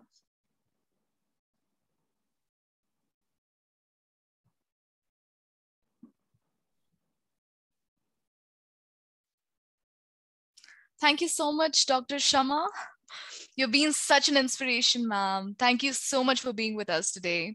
And as you said before, no matter what, keep loving yourself, be you, and use every opportunities to build yourself. Thank you so much, Dr. Shama. Thank you. Females are the most beautiful and gorgeous creatures in the whole world. And I think that we are gorgeous no matter what size we are. She is the founder of Stories Matter, an organization focused on integrating stories into school curriculum to focus on holistic learning. She conducted several workshops across schools in India and also created digital content. During this pandemic time, she contributed herself by creating video content, conducted online story sessions, webinars, counseling sessions, Facebook Lives, and attended many such events. To name a few, she has conducted sessions for Delhi University, India Today Media Institute, DPS Schools, Manav Rachna International School, and many more. Let me introduce you all to Indu Punj. Over to you, ma'am.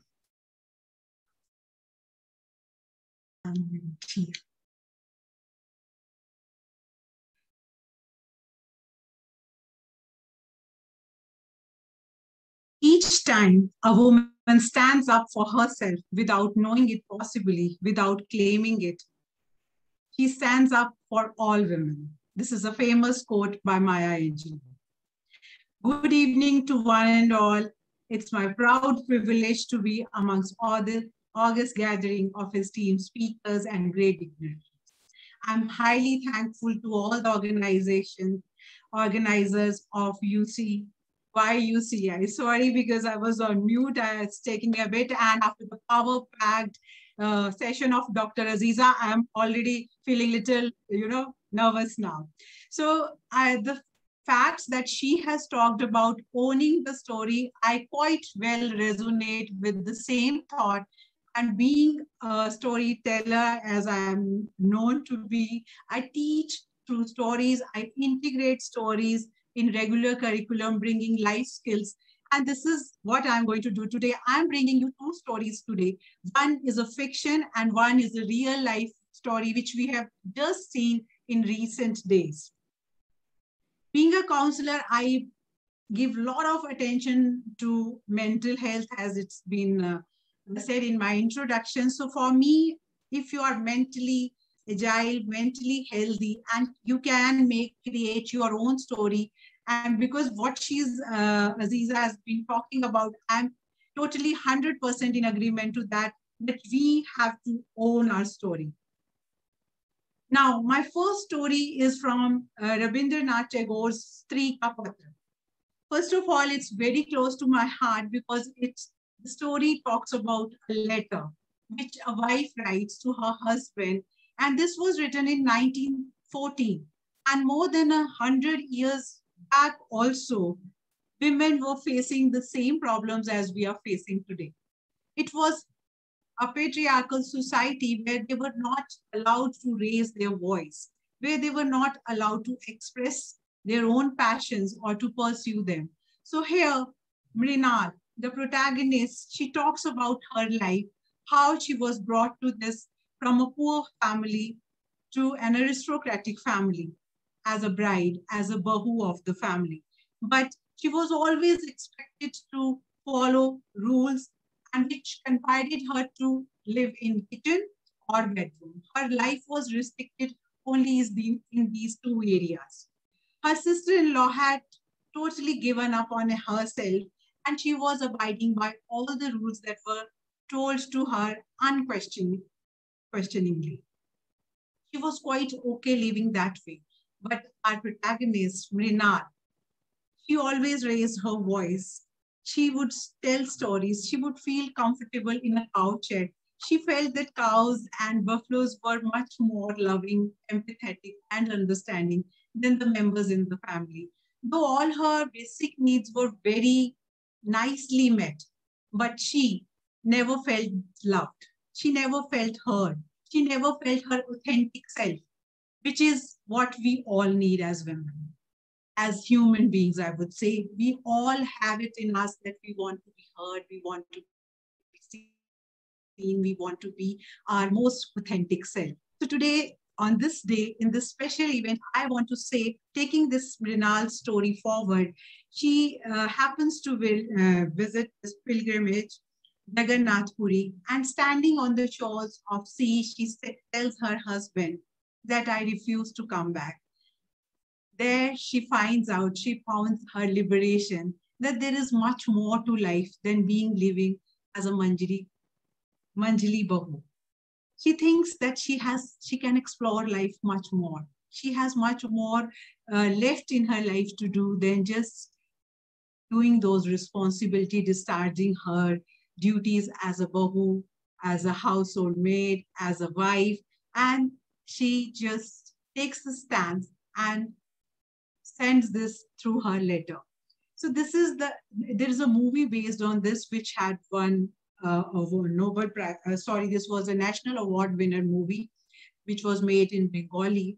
So here, what we learn from her is like 100 years ago, also Rabindranath Tagore had the vision to talk about patriarchal society and to break those roots. The women, then he had given the power through his words that we have it in us. We are the ones who have to decide. We are the ones who have to own our story. Now coming to my next story, which is we have recently experienced about Rani Rampal's story. In her own words, she wanted an escape from, I would say the story in her words, I wanted an escape from my life, from the electricity shortages of the mosquitoes buzzing in our ear, from barely having 2 meals to seeing our home getting flooded. There was only so much my parents could do. Papa was a cart puller and Ma was a maid. There was a hockey academy nearby, so I'd spend hours waiting for players I wanted to play. Papa would earn rupees 80 a day, couldn't afford to buy me a stick. Every day I'd ask the coach to teach me. He rejected me, not because he didn't want to train her, because she wasn't strong enough to pull through a practice session.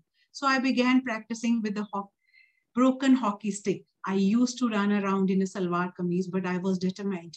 मैंने बहुत मुश्किल से convince किया coach को, but my family said, हम तुम्हें skirt और कमीज में खेलने नहीं देंगे. I plead, please मुझे जाने दो. If I fail, I do whatever you want. My family gave in. Training would start early. We didn't have a clock, so my mom would look at the sky to check in if it was time to wake up. At the academy, it was mandatory for each and every person to drink at least 500 ml of milk. I couldn't afford that. I would add water just because I didn't want to miss my practices. Finally, I was selected, represented my state, and got at a national level team at 15. Still, relatives would ask me when I was getting married, but Papa said, play until your heart's content. With my family support, I eventually became the captain of the Indian hockey team.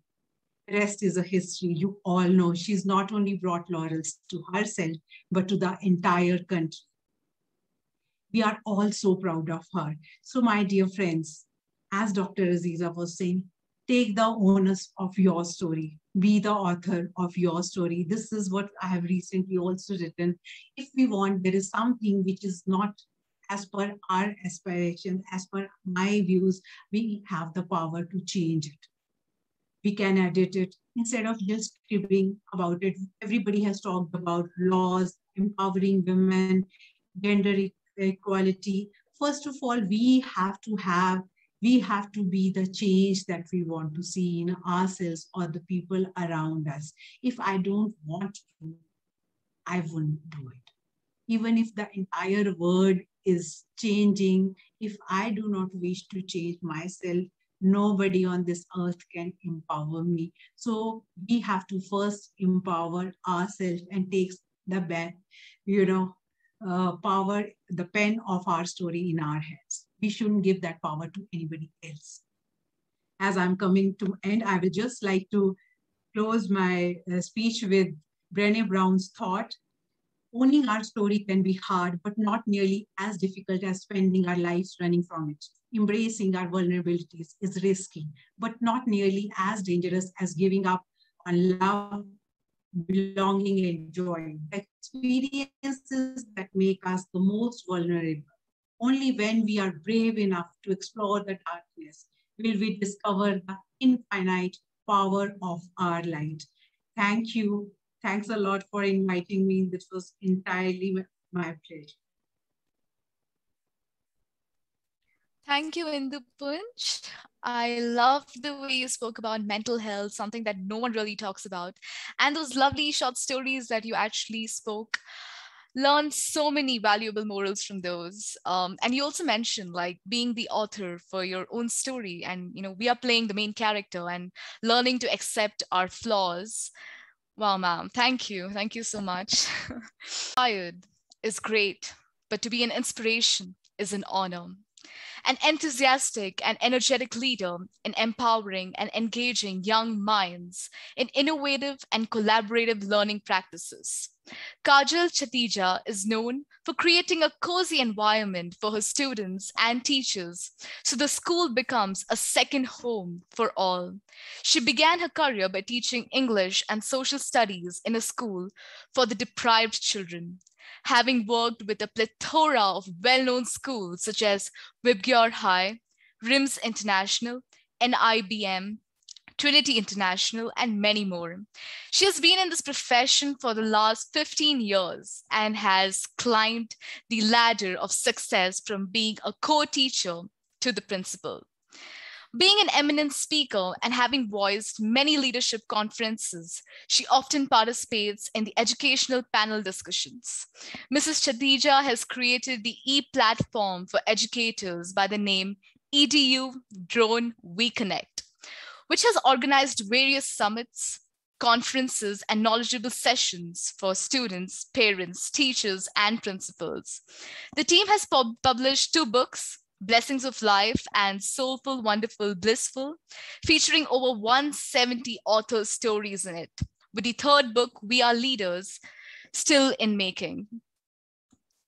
She has received many awards as the best teacher and as the best principal. She's a recipient of the Torchbearer Award at ATC Pune for incorporating inclusive education. She's achieved ISA School Coordinator Award from British Council, Outstanding Community Award, and the Indian Humanitarian Award in 2020, and continued to bag the Philanthropist Award and the Siksha Kranti Award in the year 2021.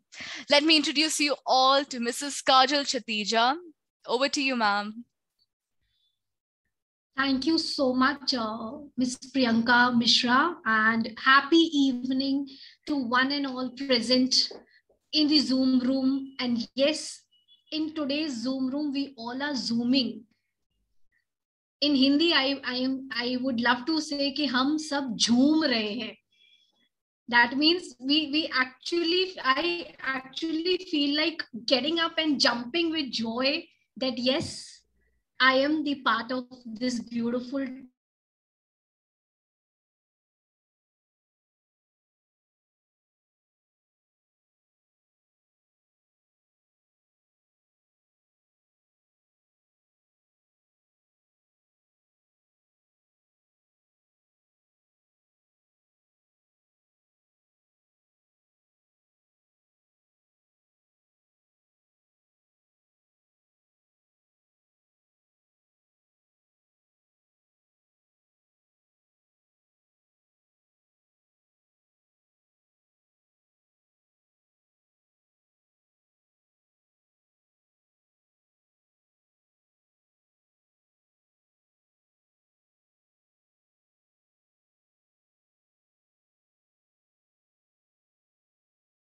adapt a new family.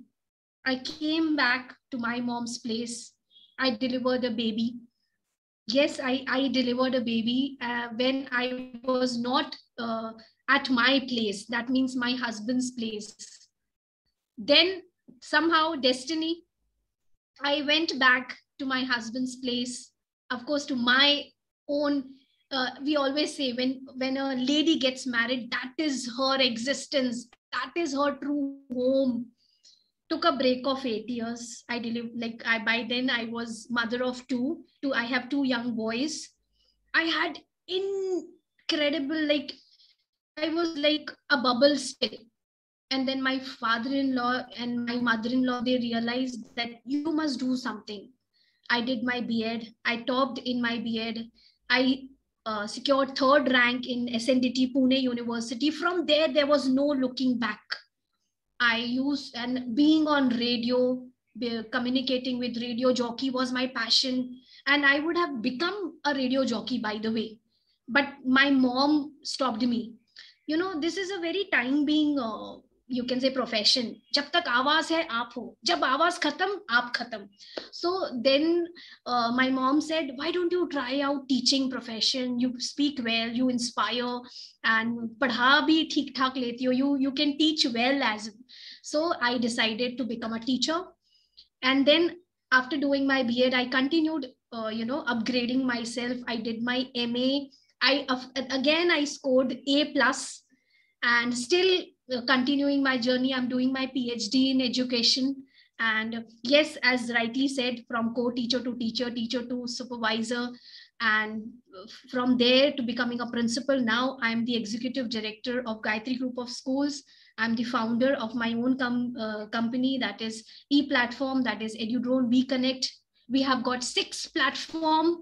We have got 2,000 people in our, you can say, in our kitty, whom we address. We go live once in a week, 4 p.m. to 6 p.m. It's dedicated for social service to support educators. So yes, we are gifted. Today I shared my story, not to boast about myself, but somewhere through my story, many will relate. If she can, then why not I can? And we are truly blessed. We are passionate, loving, caring, understanding. We have got everything in us. Even we are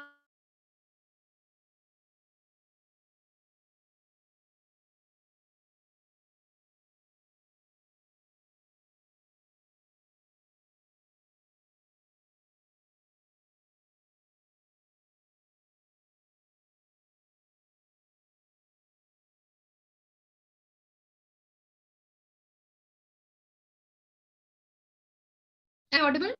Please give me a thumbs up if I'm audible. Yes. So yes. So see, again, coming back to the topic, women empowerment. Women does small things, but they do with great love. They have immense love in their heart, and they have the magnetic power in them. I always believe that women has got magnetic power, and they can और वो होता है, and that is done. So we do small things, but we do with great love. And again, coming back, when the message was formed, behind every successful woman, there is a tribe of other successful women who have their back. So I can see so many wonderful women in the Zoom room who have lifted me, who have lifted each other. And yes, we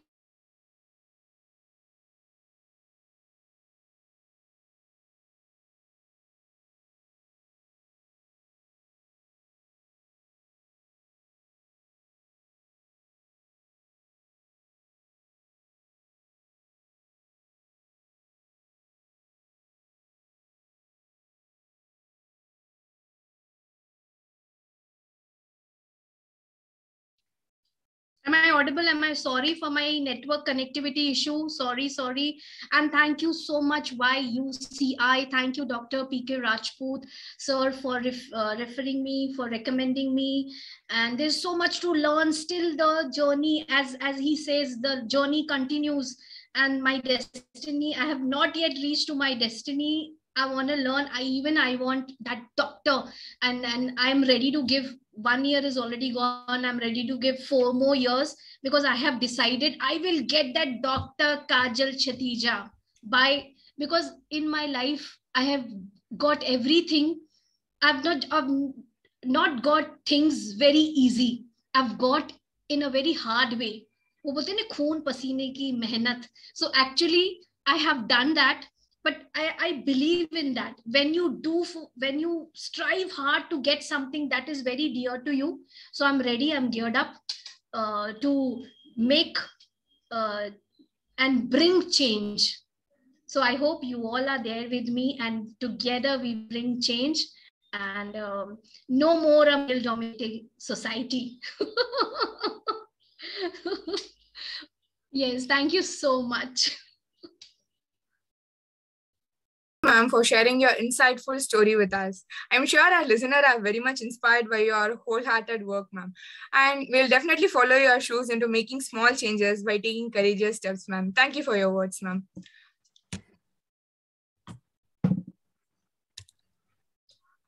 Good evening, everyone. I'm G. Priyadashini, a member of YUCI, taking this opportunity to welcome our next speaker, Dr. Rachana Bhimrajka, who is the founder of Fun to Learn and Deputy Coordinator of South Asian Association for Regional Cooperation.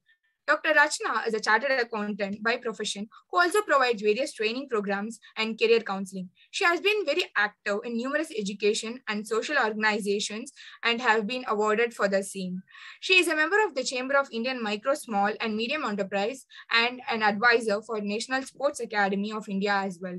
With this note, we welcome our next speaker, Dr. Rachana Bhimrajka. We welcome you, ma'am.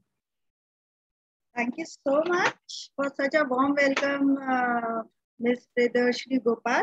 Thank you, ma'am. Good evening, one and all. I am honored and privileged to be sharing the platform with all of you today. And yes, we all are incredibly amazing. I extend my gratitude to the organizer of YUCI for giving me this opportunity. Now, I would just like to add on to my introduction. See, everything is in our mind. It's a state of mind how we take this pandemic in our mind. Like if we take it as a blessing, in last 10 months, I had made not 1, but 3 records, which itself speaks about empowerment.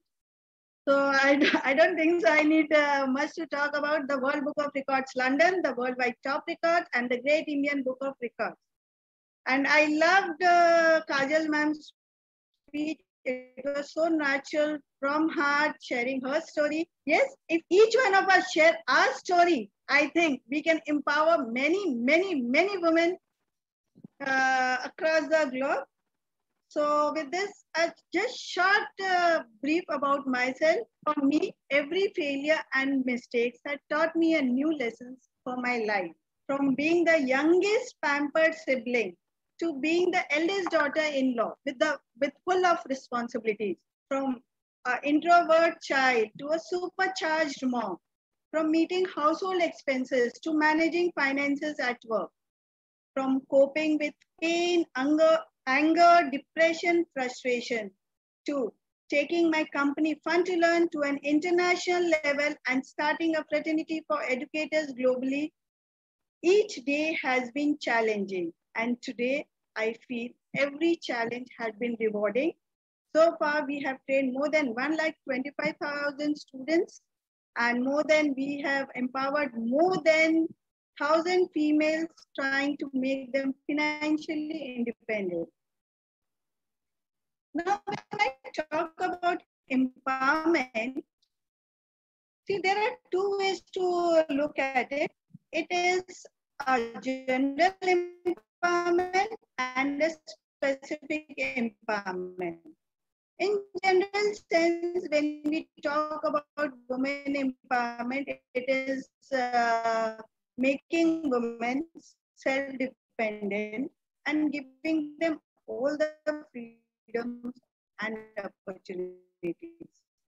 And in specific terms, if we talk, women empowerment means improving your position of a woman in the society. So women must empower themselves actually to change their status in the society. Then only empowerment will happen in reality and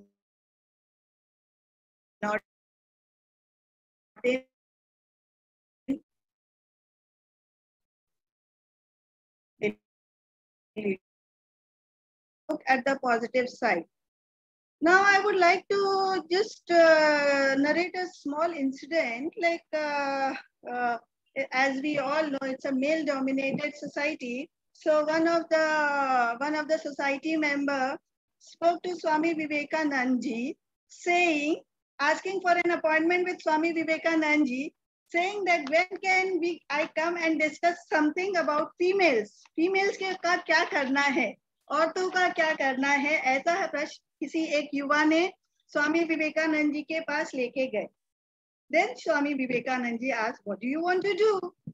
Person said, 4 to 5 of us will come and we will discuss what to do for women empowerment. So what Swami ji replied is, just educate a woman. You don't have to do anything else. Just educate a woman and she will choose her own destiny.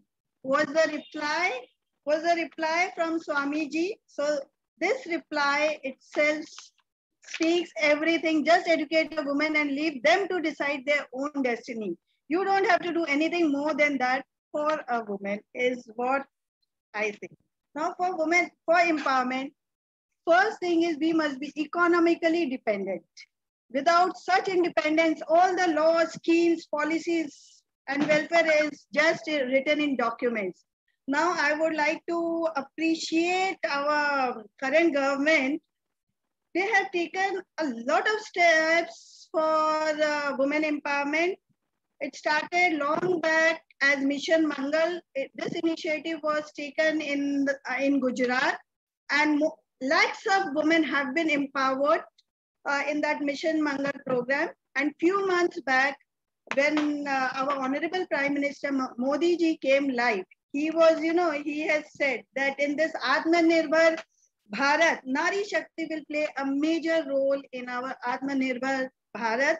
And kudos to our Honorable Prime Minister who has been giving so much of, you can say so much of importance to Nari Shakti. And as mostly mentioned by each one of you, that each time a woman stands up for herself, without knowing, we all stand for the whole tribe. Now, see, we have been talking, and I'm sure the statistics and major part has been discussed by our eminent speakers. I would like to highlight few important areas. Now, when a male, in this male-dominated society, we all talk about women empowerment, but when a woman stands up to be an entrepreneur, to be a working woman, to fulfill her ambitions, the major challenges which a woman comes across. See, if a male is starting a business, if he says, I want this much crore rupees, 1 crore, 2 crore, 3 crores, yes, he's a man, he's doing a business. And the whole world will be there. But when it comes to females, even if she starts 5,000 investment ka anything, work from home, there will be innumerable questions. Paise डूब तो नहीं जाएंगे? Do you know, is he a reliable person? What will he do? So when we talk about women empowerment, we feel like the expectation is that without investing any finance, the woman should be successful, which yes, for a job you can. But for entrepreneurs who wants to start, so this is one of the major challenges which is faced by the females, that from where should she get the investment? Now, as my qualification has already been mentioned earlier, now our government policies have lot of investment schemes, especially for women. The thing is ignorance. We are not aware what government can do and is doing for the female investment. Right from 10,000 to lakhs of rupees, we can get financial support from our government, provided you are an entrepreneur destined to rise. So we as women, the first and the important point is the investment. We have to keep ourselves updated from where can we source our investment. The second point of challenges which a female faces is banking and finance. See, we all we want to be entrepreneurs, right? But we are good in our respective fields, whether anything, whether it be cosmetics or teaching or opening a retail shop or whatever, be a service provider. We are good at our respective fields, but we lack, most of us lack the banking and finance knowledge. So it should be simplified across the globe. Females, we women should be educated with all the banking and financial things, which is very much required for our growth. Again, the lack of knowledge in banking. Like even if females, they apply for loans, usually they don't get loans. Me as an individual, when I applied for loans, I was not aware, because although I had a professional degree, but due to XYZ commitments, I did not pursue what I had my professional qualification. So in few years of time, I forgot, like I was not very much acquainted about the banking and finance. So I'm sure, like me, many of us had faced challenges how to get the bank finances. So that is again banking and finance rules, regulations, government norms. We as females has to work at ground level to make it known to everybody. And again, the third important point is skills management. Many of us, we again are good with our respective fields, but we lack the management skills, the administrative skills, and the advancement of technology. Jahan technology ki baat aati hai, whether it be phone or gadget, we don't know. Most of us, we raise our hands. Arey baba, we get either we take support of our husbands, our kid, our son, or our in-laws, whoever, like male members. So let us be technologically advance ourselves. We should have management skills, administrative things, so that because I personally feel most of the women, working women, I can say, are solopreneurs. A solopreneur means managing everything by yourself. Okay, you are your finance minister, administrative minister, everything you have to manage. So these type of knowledge, basic knowledge providing to females is very much important if we talk about women empowerment. But these basic skills are not there. Yes, there are many women who are, when we start our work, we are very enthusiastic, right? But due to the challenges faced by most of us, we give up. We give up. I started with 5 students, and till now, as I mentioned, 1,25,000, because I didn't give up. I was a strong woman. But at times, many a times, it does not happen that all of us are not strong. So we need to change. First, we need to change our mindset. Usually, you know, we women, we are already capable. We are empowerment. That just one point which is lacking within us is that we feel that somebody should empower us, motivate us. Now, just let me ask one question with you all. I can see all women here in this forum. Now, if we can't empower ourselves, tell me, how can anybody else empower us? Isn't it a valid question? Why do we need any godfather to empower us? Yes, man, we have the power and we should empower ourselves first. Yes, we will do it and not wait for anybody. So first and important thing is, please change your mindset. You know, since childhood, if a boy cries, it's said, लड़कियों की तरह क्या रो रहा है?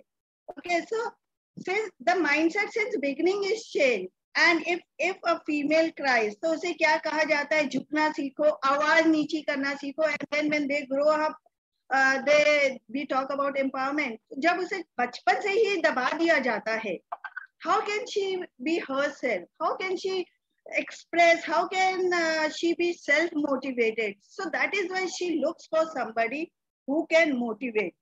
And I will just like to quote a very famous quote of Anne Ryan. The question is not who is going to let me, but the question is who is going to stop me. Be a girl who feels that who will stop me, not who I can be or whether the society will let me or not. Certain decisions were taken by me at my personal end, and you know, the question from the society came, are you sure you are going to do it? Society will not accept, but yes, I was, who is going to stop me? It's my life, it's my decision making. So be you in whatever you want to do. And one more thing I would just like to add, the best part of our government is now, as we all are aware earlier, there was no reservations for females, but now 33% of government reservations are for females, which is again a very positive thing. I am a woman who always talk about positivity, what we are doing. Yes, we have to do a lot, but again, what we have, what positive steps have been taken, I always prefer discussing that. And with this, I would like to say to work harder, to be better, and to make ardent whatever we can in life. You ask a question, who is me, myself, and contribute to the change you wish to see in the world. If we don't change ourselves, we cannot expect the society to change. Be the voice and advocate for the women around the world. Be the voice for the voiceless who may not be having the opportunity to be here today like us. With this, I would like to thank you all again, once again, for giving me this opportunity. Thank you.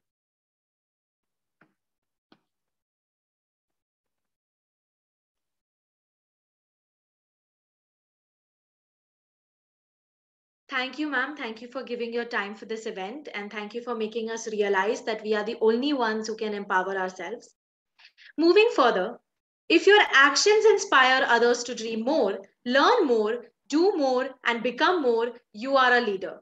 With this quote, I am glad to welcome Mrs. Supriya Kumarevellan, who is a great public speaker. She is also an international communication coach, soft skill trainer, and global motivational keynote speaker. She is also the president of WICCI.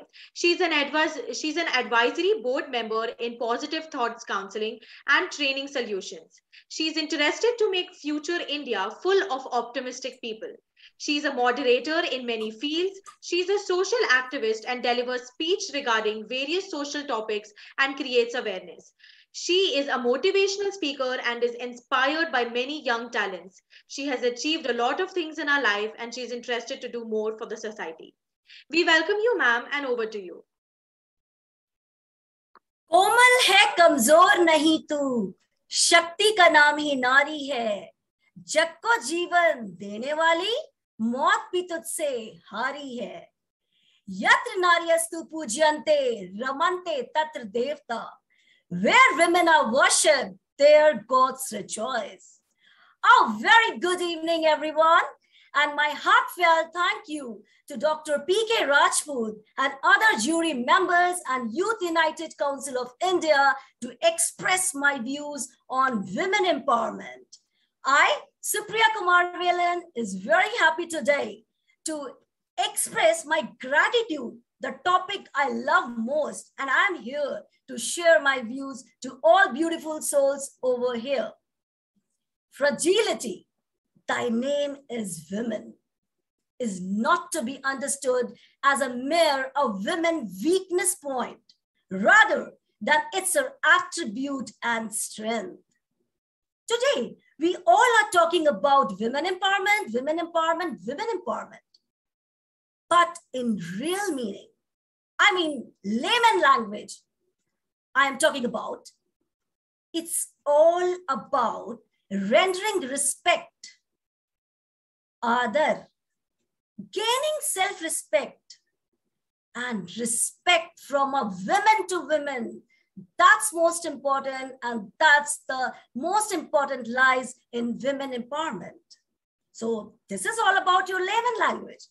And if we see from a professional definition, then economic empowerment, allowing women to control and benefit from resources, assets, income, and ability to manage risk and improve a woman's well-being. And when I say well-being, it's sort of education, social status, morality, confidence building, and an overall personality I am talking about. Women empowerment, when we say, it also comes in mind about boosting the status of a woman through education, literacy, training, awareness creation. And furthermore, women's empowerment refers to the women's ability to make strategic life choices which had been previously they are deprived of. Jo pehle hame nahi mila tha. And this empowerment is one of the main concerns where we address human rights and development. But ladies and gentlemen, every coin has two sides. And if I say my glass is empty, half filled or half empty, similarly, everything has two perspectives. Let me tell you the real scenario of women empowerment. And that is the experience I'm telling you. I have not Googled it. I have not seen it. It is the experience which I'm watching from past many years. Sometimes we women taking advantage of this women empowerment of our laws, becoming foe, enemies, instead of being a friend to a woman. And women animism is taking a rise, showing the grudges. Why mother and mother-in-law? Why the word in-law, I am asking. And this in-law's words, great. Women empowerment, not. Women animism. And misusing our Indian laws, if I talk about the dowry prevention laws, section 498 and 406 of Indian Penal Code is one of the most misused provisions of law in India, and no modification seems to have been made in it over the years. More than 66% of respondents to a recent survey says laws for protection of women are being misused. I know. Most of the women must be thinking very angry on me. Why Supriya is telling against it? But since I said every coin has two sides, we have to focus full coin, back side and front side. So the survey was conducted by a group of St. Xavier's College students aimed to look at the social discrimination of men. And another law, section 375 Indian Penal Code. Folks, this is not women empowerment. This is not at all a women empowerment. This is called a women exploiter. And being an exploiter is selfish and unethical. So let's not practice this. Let's not come into our society. And even though if it is coming, we women making our empowerment should stop this. And then only in a real meaning, it is a real women empowerment. If we turn the pages of history, let's talk about history. Rai Lakshmi Bai, Indira Gandhi, Mother Teresa, Sarojini Naidu, and Kalpana Chawla proved feminism is not about making women strong. We all are already. It's about changing thinking, perception. We perceive. And folks, let's talk about 2021. Yes, this COVID era I'm talking about. Bhavna Kant, Flight Lieutenant Bhavna Kant was the first woman fighter pilot to take part in the Parade of Republic Day 2021. And she was a part of the tableau of the Indian Air Force. So she's the shining spot on women empowerment. Kamala Harris created history by becoming the first female African American and Asian American to be sworn in as Vice President of the United States. Ngozi Okonjo-Iweala has become the new chief of the World Trade Organization, and she's the first woman and African to hold the position at WTO. And our Indian Dr. Swati Mohan was the Indian American woman who led the complex landing operation of NASA's Perseverance rover on Mars. So, do you think there is no women empowerment? It's there. Only we need to have those eyes to judge, to monitor, and to dart forward. And last but not the least, I am talking about us. We all are great women who all are sitting on this wonderful platform and are balancing the live example, I can say, of today's women. We all are balancing today our personal life, professional life, motherhood, parenthood, our wifehood, I must say, and darting forward in our career, mission, vision, day and night. So hats off to us, all the women who are sitting over here, taking out our precious time and spending with each other. This is the big example of women empowerment. And be the woman who fixes another woman's crown without telling the world it was crooked or cracked. The empowered woman is powerful, beyond measure, and beautiful beyond description. And जाते जाते एक दिल की बात कहना चाहूंगी जो मेरे दिल को बहुत अजीज है. And I want every woman to follow this till lifetime, till she perishes from this earth. And my lines are, adversity will make you, break you, shake you, rate you, hate you. I repeat, adversity will make you, break you, shake you, rate you, hate you. But it's you lovely women, who will make you. Don't care for the world, don't care for your family. If it is not supporting, don't care for your husband, sometimes not supporting, and your all blah, blah, blah in-laws, reasons who are not supporting. Support is an inside you. Every Sita is an inside you, and every Kali is an inside you. When you have to wake up those forms, it totally depends on you. So make yourself, instead of breaking, dart forward in your life. Be the best women of your family, of your nation, and let's make our society feel there is no need of women empowerment. Be in yourself, be happy, stay positive, and let's see who chucks you down, who knocks you down. And then I can say, nobody in this world can move you out of your dream, out of your vision, out of your mind, to achieve what you are. So thank you so much. And thank you once again, Dr. P.K. Rajput, for giving me this wonderful opportunity to speak on my favorite topic of women empowerment, be the way you are. Thank you so much.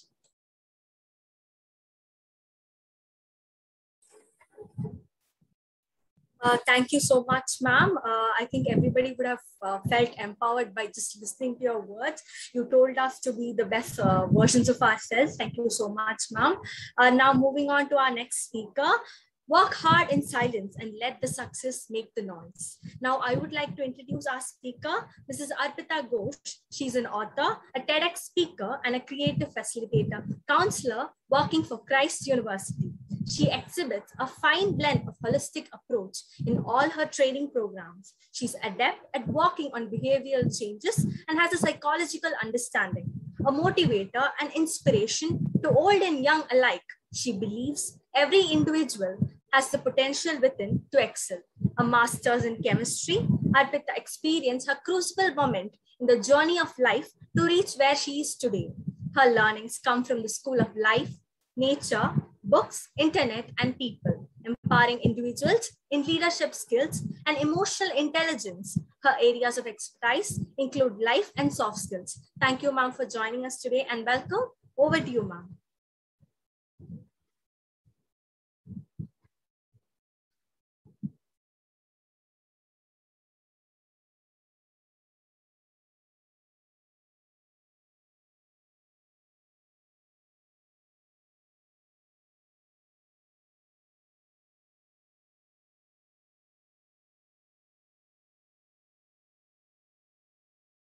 Ma'am, can you please unmute yourself? You're on mute.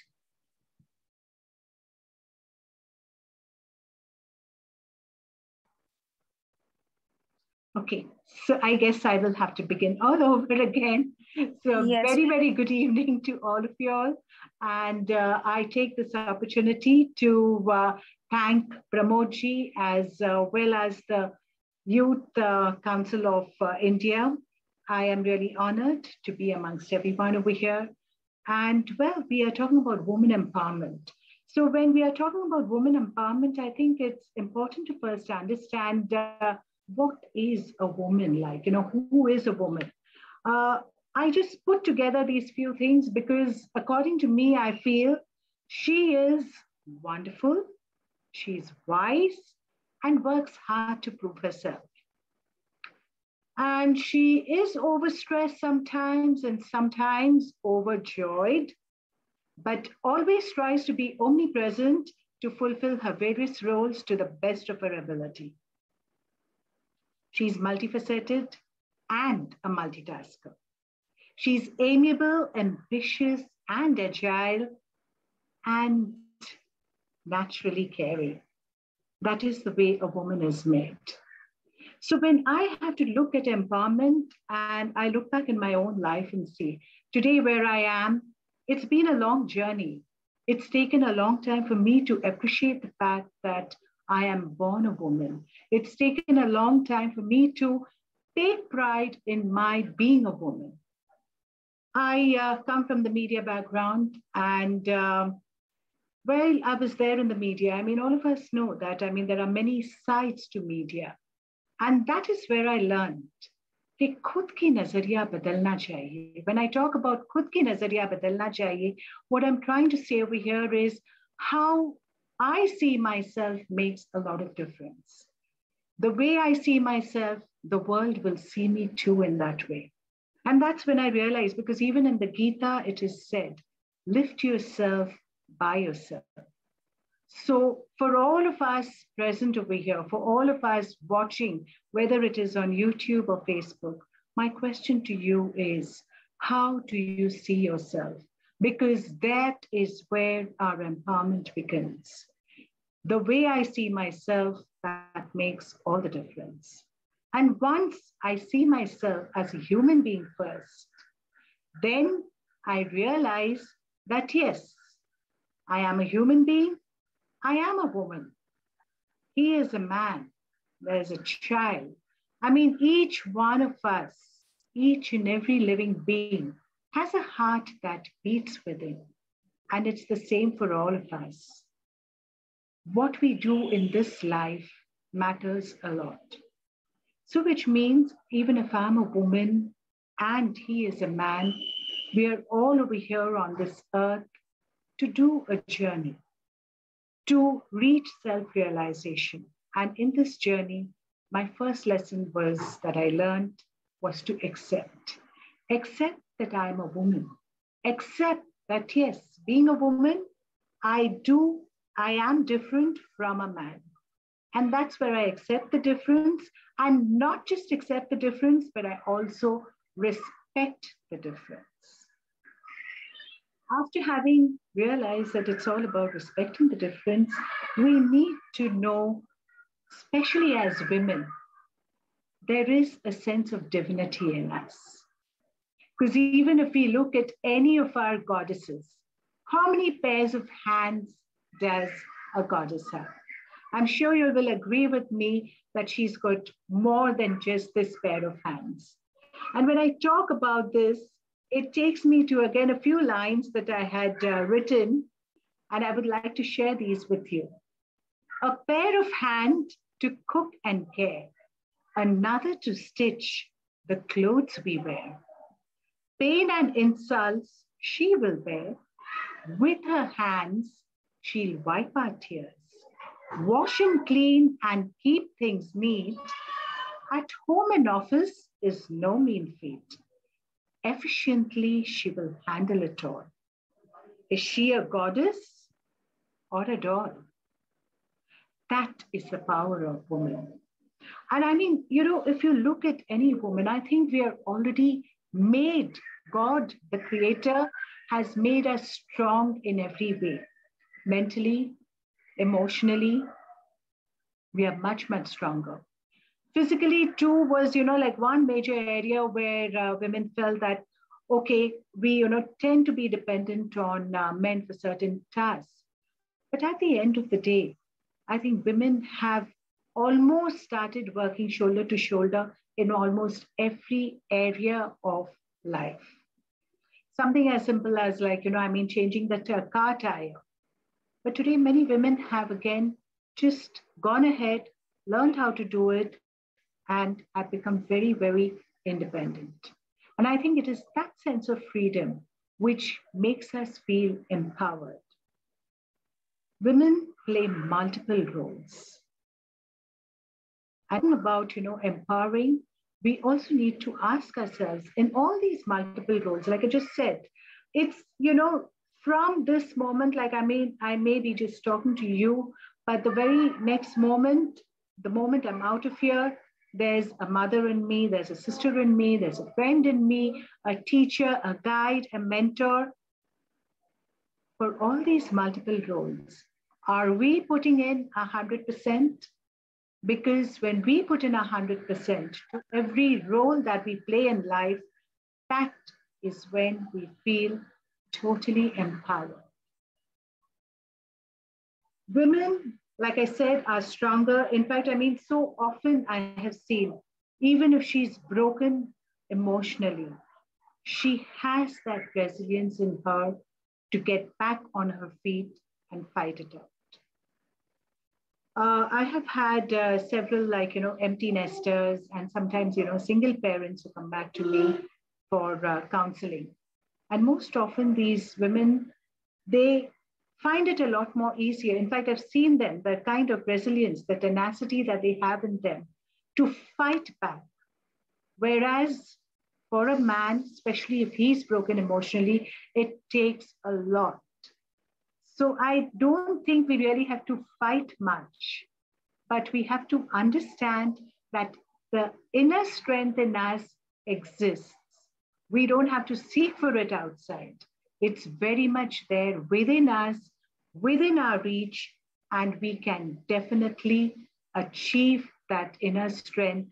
And with that inner strength, that belief in ourselves, which I think most of our speakers have also been saying, that it is very much there, but we've got to believe it, because unless we don't believe it, it's very difficult to achieve it. And that's where we need to break those barriers, those belief systems that we have grown up with.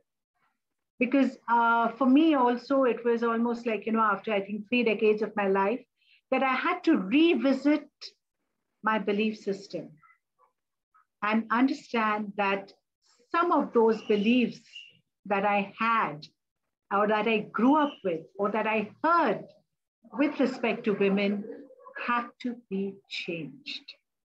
So the same goes for all of us. Keep revisiting your belief system from time to time, because that is when you will understand what needs to be changed. Finally, when we are talking about empowering ourselves, there's nothing that we have to seek outside. It is all very much there within.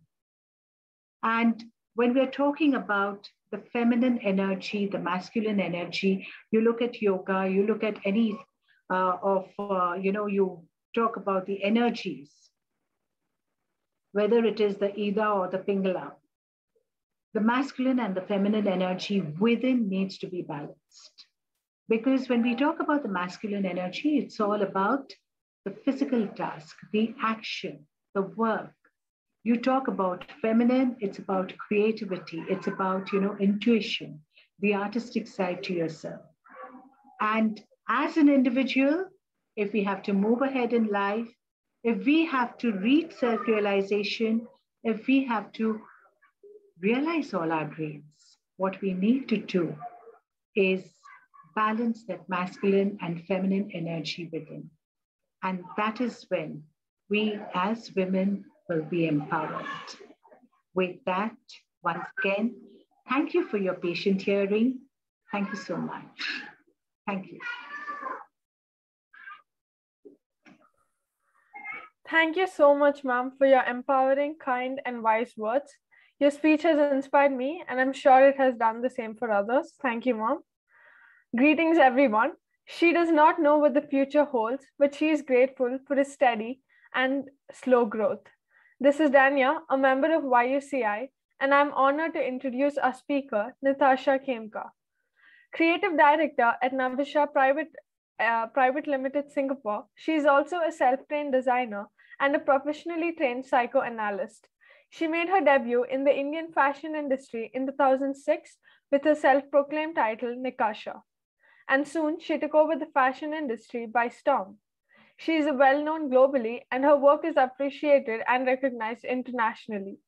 Natasha Khemka is a fashion merchandiser based in Nepal, working particularly in the sustainable plant-based textile and hemp industry. She currently works for the Creative Group, one of the leading garment manufacturers and distributors situated in Mumbai. Her look is universal, and now she works hard to conserve and recreate traditional arts. I'd like to call upon our speaker now. The stage is yours, ma'am. Good evening, everyone. Namaste, and greetings to everyone who are listening and all of them. So thank you, first of all, to all the speakers who are listening to me, and YUCI for attending and hosting this event. So first of all, we have been talking about women empowerment. So basically, what is a woman we talk about? Like about me first. Like, you know, if we talk about women, I talk about me first. So I started my company, which is related to the cannabis industry, and it is a male-dominating industry, you can say. So when I started this 4 years back, it was nothing related to, oh, women can do this, like especially in India and Nepal. So this is something related to taboo as well, that, oh, cannabis is something that can't be, it's a drug, it is something like that, we can't take it. But me being into having a passion for it and really want to do something in this industry, because I know this is a very big potential and this can change the world and in fact the earth, about which I'm very passionate about. So from here my journey started and I started doing it, and this is how I am here now today, being as a fashion designer, as an entrepreneur, as into a cannabis industry, and I've achieved what I have. So what it is about, like women empowerment, it is about, like, you know, empowering yourself, about a woman who can just feel from within, okay, she can do something and believe in herself and do it. As we are said, like in general terms, also we are said, like, yeah, women are sources of power. It's a sources of power, a lot of power into us, and a power to cope, power to prevent, power to reduce risk, power for resilience and transformation. And we women in this world have that power, and we have to tap into that power. And in general, if we have to talk about, then women empowerment is not just about gender equality. Like, you know, we listen to people saying, oh, we have to be equal to men. No, men and women, I believe, are not equal. Masculine power, as it is said, masculine energy and feminine energy is different. We have to balance it, as our esteemed speaker just before said as well. We have to balance that, and it's about, like, you know, women are women, and in that femininity we just need that we are accepted, our thoughts are accepted, our viewpoints are accepted, it is appreciated. That's what we need from the world right now. And this is what we can do, is like by showing what we are, how we are doing it, by believing in yourself, by following your passion. It is within you, it is all into you. It's not about a person will come from outside, a man will come to you and say that, oh, you can't do this. No, it's up to you, you can do it. It's up to you, it's about your passion. That's how I moved on. So empowering women, or to talk about in the whole, it's all about, like, about yourself, I feel, because I did that. I had a lot of restrictions, I had so many things which couldn't be done being a woman, but I surpassed all that things and came as an empowerment woman today. And I'm in the same platform with so many esteemed speakers, where I can't believe that I am being chosen as one of them. So this shows that, yeah, If I can do it, then we all can do it.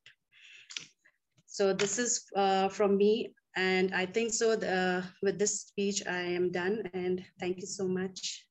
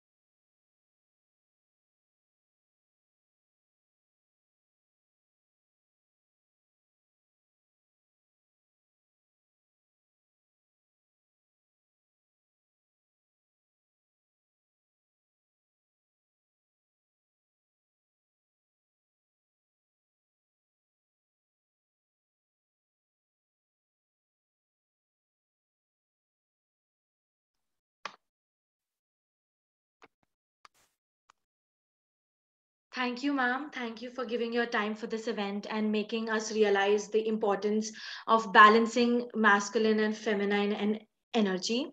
Moving further with the event, your imperfection makes you human, but your humanity makes you influential. Dr. Charu Raina Khatri Tandon is a PhD graduate from Brazil University and is currently the National Secretary for Women and Child Development in the Government of India. She is a post-school specialist and a human rights expert from Harvard EDX. She is also a Government of India accredited cybersecurity inspector. Tandon is an UN Rex Karamveer Global Fellowship Awardee for the year 2019-2020 and the World Women Summit Global Ambassador for the 5th SDG that aims to grant women and girls equal rights. Adding to her list of achievements, she is an international mentor, speaker, and thought leader with a whopping 23 years of experience. Finally, she is a polyglot who speaks 12 languages and believes in design your life and carve a unique you. We welcome you, ma'am, and over to you. Thank you very much. I hope you can hear me. Sometimes reinventing the wheel is actually not a right thing to do, is what I feel. And people feel that women are something that always need to be re-explored. But let me tell you, they are bold and they're coming for everything they've said. And I would have never said that if I would have not achieved so much. Hi friends, I'm Dr. Raina Khatri Tandon. And thank you, Sahana, you changed my first name. I am Dr. Raina. So women are the largest untapped reservoir that I have ever found today. And if you have to talk about women empowerment, let me tell you, they're highly empowered already. And that's why we call them being a superwoman, because your mom, your granny, you, me, and all of us, we are always on this journey creating miracles, and we don't have to prove about it. We're not intimidated by it. We don't have to dare about it, because we're very focused on how we would like to lead our lives. And with me talking about dignity, rights of women, we are very inspired to tell you that today, being a POSH and a POXO specialist working into women rights and child rights, women have become those lovely, bold women, the symbol of courage and grit that you can never find anywhere else. And most importantly, it has various incarnations in the form of godly figures that we've already seen. And in the Indian mythology, we already know of Durga, Lakshmi, Parvati, and many forms. So women empowerment is nothing but the true ideologies in our own homes, in our own selves, in our own belief systems that we know about ourselves. And yes, how empowered are we? I see every lady today who come up to me and say, yes, ma'am, we are working towards dignity, rights of women, and we don't even have to think about the broader vision, the narrow vision of touching every life in front of us. And that is true women empowerment. One more women empowerment I can tell you about, which sadly nobody would have touched. I'm sure about it. Do you see these silent men, the men who are behind these women, empowering them? And that is called true women empowerment. Women empowerment is when you can see the other gender supporting the women to grow. And that's what we need, friends. We need the time that we all can look what differently can we do. On my own, I can just create one miracle.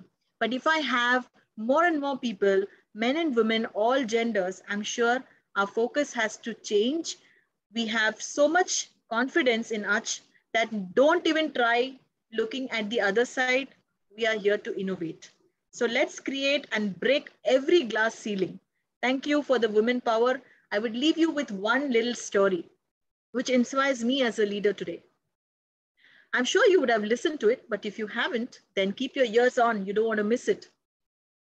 There was this one king in his beautiful kingdom. He always thought he's a powerful one. And he always thought that everybody loved him and everybody cared for him. One day he just thought, let me go for a casual walk. And he walked down at his lane, down to his kingdom, where he could see the entire marketplace.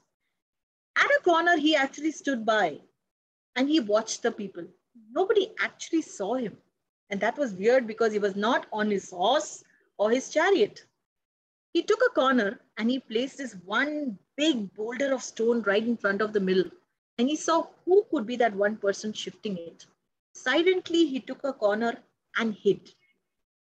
And to his alas, there were a lot of people even blaming him. Oh my God, what is the king done? He's had this messy kingdom where there are people just throwing something in the middle of the road and going. And nobody is here to even push it. And finally, there was this one peasant guy, a poor guy with a lot of goods, come there, moved it, and kept it on the side. And the king called him and gave him this lovely, lovely gift of gold coins and told him, you were that one inspiration that I was looking at. And you know what he said? He said it was not me. It was that one line that I learned as I walked out from my house, given by my mom and my wife. Be that one life that can create magic for everybody who you wish to touch. And that's what he did. He cleared the path, emptied the obstacles, and created more opportunities for not only himself and the others, and evolved into a powerful being. And that's what I wish for each one of you here. Thank you very much for having me. Stay blessed, keep rising, as we believe right to rise is all what every person deserves. Thank you very much from me, Dr. Rana Khatri Tandon. Gratitude in loads and loads to Dr. P.K. Rajput, to the entire YUCI Council, to Mr. Vimal and his entire wonderful team, Dr. Selva, Mohan Lakshmi, Ananya, and my co-panelists, beautiful people to hear today on the 20th. Thank you so much.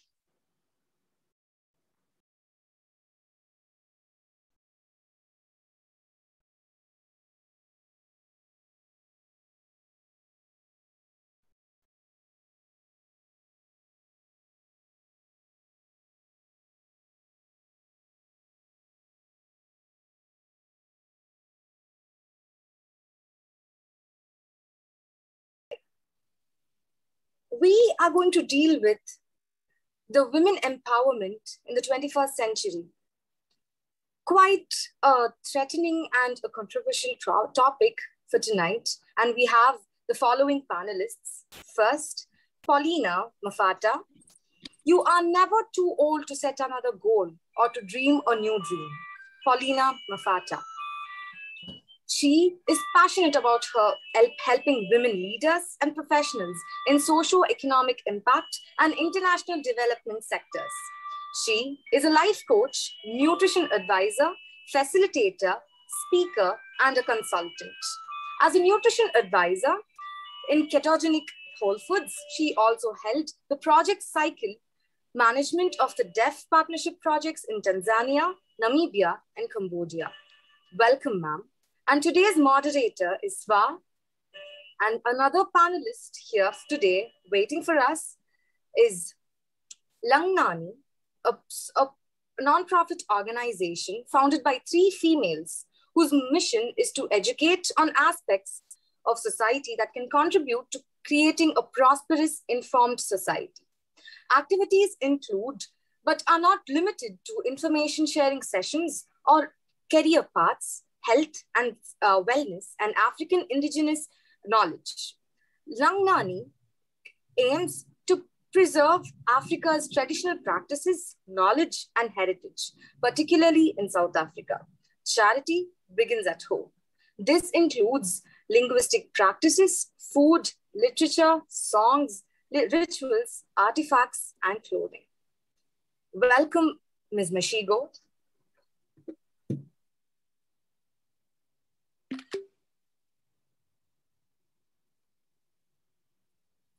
You can start the panel discussion. Hello, everyone. Hello, hello, hello. So lovely to be here with you today. My name is Ta Mavundla, and I've been asked to be the moderator for today's discussion. A little bit on my background. First of all, before I tell you about my background, I'd like to say how honored I am to be a part of this platform, to get to network with all the wonderful women that are doing great things here. I was only recently told that I'd get to be a moderator for the discussion, and I'm so excited to just hear the different various viewpoints that all of you wonderful women have. I am very passionate about women empowerment. I'm the founder of Zanda Zonke, which is a management consulting firm, which focuses on tailor-made leadership for women. And the whole idea behind this is the fact that women shouldn't need to feel as though they should behave like men in top leadership positions. And now with the discussion that we're going to be having here today on women empowerment, a policy perspective, it's really going to be interesting to just hear your various viewpoints, and as well as your background, as well as your experiences too. Now, without going any further, I'd love for our panelists to just introduce themselves.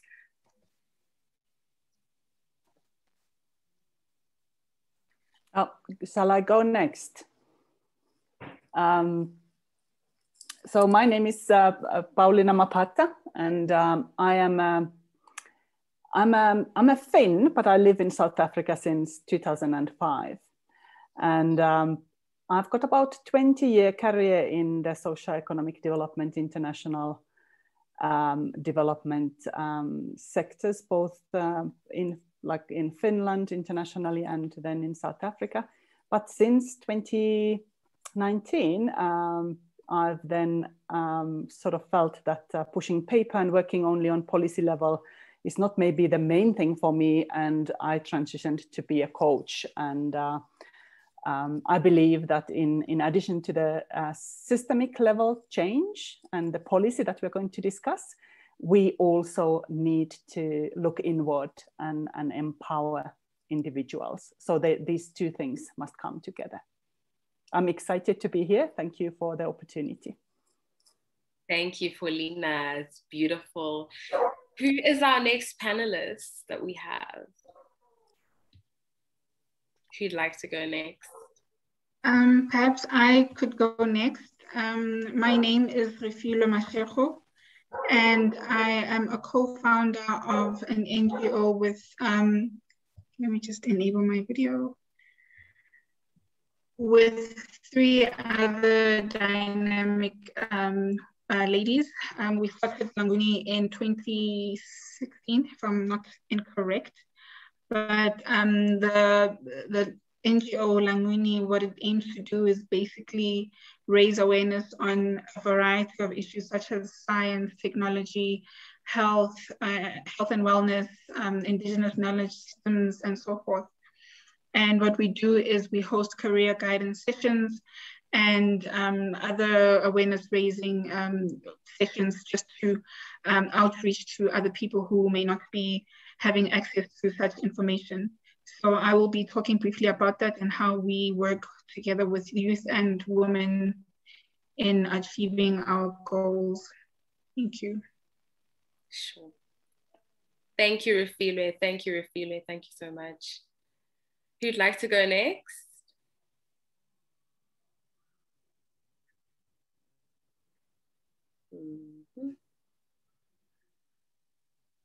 We only have 2 panelists for this session, so you can just carry on with this panelists. No problem.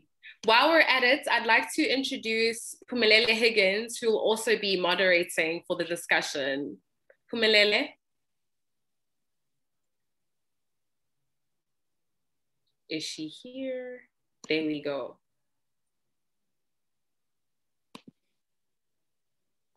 Am I audible? Yes. Okay, good afternoon all. I'm very happy to be here, and I'm happy to be sharing the stage with the most beautiful, intelligent women in this International Women Empowerment Summit that we decided to pull together. And I'm looking forward to the discussions. And like I've been introduced, my name is Phumelele Higgins. I'm the advisory committee for the YUCI, which is the Youth United Council of India. I've joined the organization, I think, in the past 2 months, but in those 2 months, I feel like it's been my home for a long time, and we've done a couple of projects already. Last month, we did the International Mandela Day, which was a great success, and I'm looking forward to have this panel discussion also be a success. Thank you very much. Thank you. Thank you so much, Phumelele. All right. Okay, so I will briefly speak about Languni. So our slogan is where knowledge and collaboration is key. I think I should just introduce myself again to those who may have missed it. My name is Refilwe Mashego, and I work very closely with 2 other ladies who I believe they're listening in on the discussions. I'll share their names. One is Miss Tugela Matuba Lamini, and the other lady is Miss Sari Sosisukule. So as you can see there are pictures, but just to briefly speak on Languni. So our mission is to create content that educates, guides, and inspires society, especially youth and women, and to preserve and promote knowledge that builds and benefits society. So what we do is to create opportunities or platforms where we share information about a variety of areas such as science, technology, health, and other areas to people who may not have access to this information. So our vision in doing all of this is to create a platform that enables the nation to find innovative solutions by contributing to creating a well-informed society for the future of Africa, especially in this day and age where there's an overload of information. What we do is we bring together key stakeholders that will share the correct information and ensure that the people that we engage with are adequately informed. So what is Languni? It's an NPO, it's a non-profit organization. As I said, it's founded by the 3 of us. And our mission is obviously to educate and guide and inspire the society on aspects that can contribute to creating a prosperous, informed society. Because we believe that an informed society makes better decisions and leads to a society that is well-informed and productive. So our work includes, so what we do, we aim to preserve Africa's traditional practices, knowledge, and heritage, particularly in South Africa. But this does not mean that we're not open to collaboration with institutions outside of South Africa. We have had instances where we have collaborated with institutions from other countries as well in delivering our mandate. So this includes linguistic practices, food, literature, songs, rituals, artifacts, and clothing. Our objectives are health and wellness, knowledge sharing and collaboration, career guidance, and information and fingertips. So this is just a summary of what I shared in the previous slide. So what we do is we ensure that South African cultural and knowledge is preserved and passed on from generation to generation by hosting events and creating programs.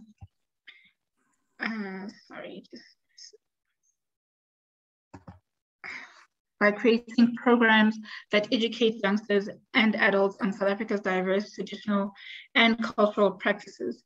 So we do this, as I said, by convening career exhibitions, seminars, and raising awareness on any fields such as science and technology, history, life sciences, and life sciences. So these subjects and others have an element of culture and tradition stemming from hundreds of years ago.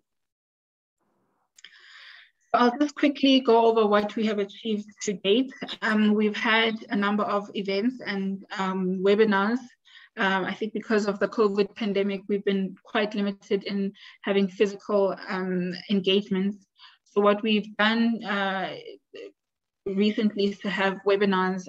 For example, we had a webinar on the role of Indigenous knowledge in combating pandemics. So this happened towards the start of the pandemic in early 2020. And then we also had an Africa Day edition in May, in May 2020, which focused on what it means to be an African scientist during COVID-19. So what we did was to gather scientists who have done excellent work in working around addressing the COVID-19 pandemic. And then we also had an event, or rather a webinar, where we invited youth to speak on jobs of the future. So in doing so, we want to entice the youth in taking up careers within the science field in areas where they're not usually interested in. So this included like agricultural sciences, health sciences, and so forth. And then we also had a career guidance session, also just to profile careers that are not traditional to the youth. And then we had another career guidance session recently for high school students in grade 10, 11, and 12. And we had a COVID-19 food drive. This was during 2020, during the hard lockdown that we had here in South Africa.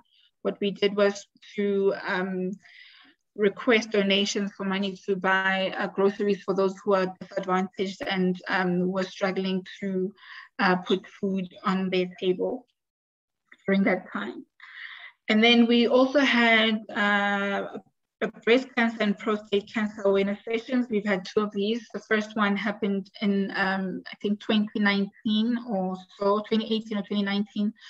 And I think this was when, luckily, physical engagements were still possible. So we had quite a great turnout, as you can see with the picture on the right, at the bottom right, where we invited people who have had experience with dealing with cancer, breast cancer, and they came and shared their stories with the general public. And then we also had a webinar recently in October 2020, or rather not so recent, where we shared information about prostate cancer and breast cancer, the symptoms and how to deal with it, and what channels are there to speak to people who have experienced this, and how to speak to a doctor to find out how you can deal with in case where you're where you become a patient of cancer. And then just lastly, we are open for collaboration. We would like to work with institutions from across the world. We would like to partner on career guidance sessions, projects such as ICT programs for schools. And of course, we would like to work with the youth and women in development initiatives. I think we can take questions if there are, but this is my presentation, and I would like to thank you once again for inviting us to this event. Thank you.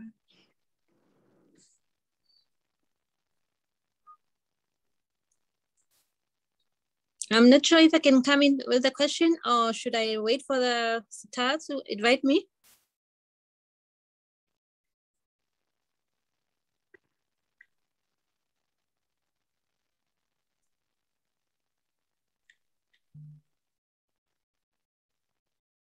Can I come in, sir? Yes, you can. 1,000 apologies. I just have a few technical errors on my side. But yes, please, Phumelele. Thank you so much for the great presentation, Refilwe. It was amazing. Okay. No, thank you very much, Refilwe. Thank you very much for your presentation. And I must say, it's very uncommon to have 3 young ladies running an NPO, and not only running an NPO, but running it from their own pockets and from their own funds. And you mentioned that the organization, you are funding it yourselves, yourself together, and I've forgotten the other lady. Congratulations for the work that you are doing. So since the topic of this session is about women empowerment, because what I believe is that what you're doing here is women empowerment. But women empowerment comes up with so many things. And in your case, the way I look at it, the issue of funding is the problem here, not the problem or the challenge, or it's something that can make you not be able to deliver all the programs that you want to deliver. So my question to you is, with the NPOs, do you feel the government should play a role in terms of maybe funding the NPOs, or have a policy that supports women that wants to run the NPOs? Thank you, for that question. Definitely, there should be initiatives that are run by government that support the work of NGOs, particularly because there's a lot that can be done from NGOs. There are other NGOs that are doing a lot of work in terms of social development and other areas. But I do think that there should be more support in terms of financial support and providing them with the opportunities to do more. I think there's a lot of things that can be done if those two areas are addressed by government, but yeah, there definitely is a role from government for government to play in terms of strengthening NGOs and supporting them in order to fill the gaps that they, when I say they, I mean governments, that governments may not be able to fulfill. So yeah. Thank you very much, Refilwe. I think we can invite now our second speaker. I think it's Paulina. Thank you. Maybe before I go to my own topic, just to also to say, so lovely to see young women working on purpose and on what they are passionate about. I wish you all the best, Refilwe, with your colleagues or with your other founding members. And I think one of the things what Refilwe said was about, and Phumelele was asking, was about what is the government's role in supporting the various initiatives of women and young women, maybe in particular. And maybe I think I want to share a little bit of how my country of origin, how the gender equality and women empowerment, a little bit about the history and to see why are we, or why are they, because I'm actually staying in South Africa, but how is the Finnish society where they are today? Isn't it today our the Finnish Prime Minister is a female, and the cabinet is mostly female, and it's not just happening overnight. And one of the things I think currently Finland is the number 6 internationally, where in relation to women's rights or equal rights between women and men internationally. So yeah, scores at number 6 in all the countries. And if we're looking at the policy, so for women to feature in the policies, women need to have political rights. And that is something that Finland was the first country to provide women full political rights. And that was in 1006. So, and thereafter, I think what also played a huge role was that Finland had huge wars. Like, I mean, it's a small country. Currently, I think, is it 5.6 million people in the whole country? So like a tiny, tiny place compared to India or South Africa or many other countries. But in the early 1917, Finland became independent, and before that there was the Independence War and the first World War then on those times, and also like a civil war, and then came the Second World War. And those were some of the key happenings that whilst all the men, or most of the men, were soldiers and attending to the war, women were left home to take care of everything, which meant that that they didn't only care for the children and the house. They also needed to find a way to make money, to do other things. So women actually entered in the workforce in large numbers, and obviously in a major wars and all that, you also lose a lot of men. So they continued occupying their role in building the economy and in the workforce. And I think that is one of the key pillars of you, I mean, to have the political rights, and then to have also the economic rights. And when you have economic rights, it's much about also what is your own contribution, and that you are not seen as just part of your husband, but that you are seen as an equal partner in your marriage, which was another a key policy decision in 1930s, that women, they were released the so-called guardianship in the marriage. And then later on, I think when UN also started to really look at the gender equality, I think Finnish government really followed suit and brought those UN guidelines into the national level and developed various policies,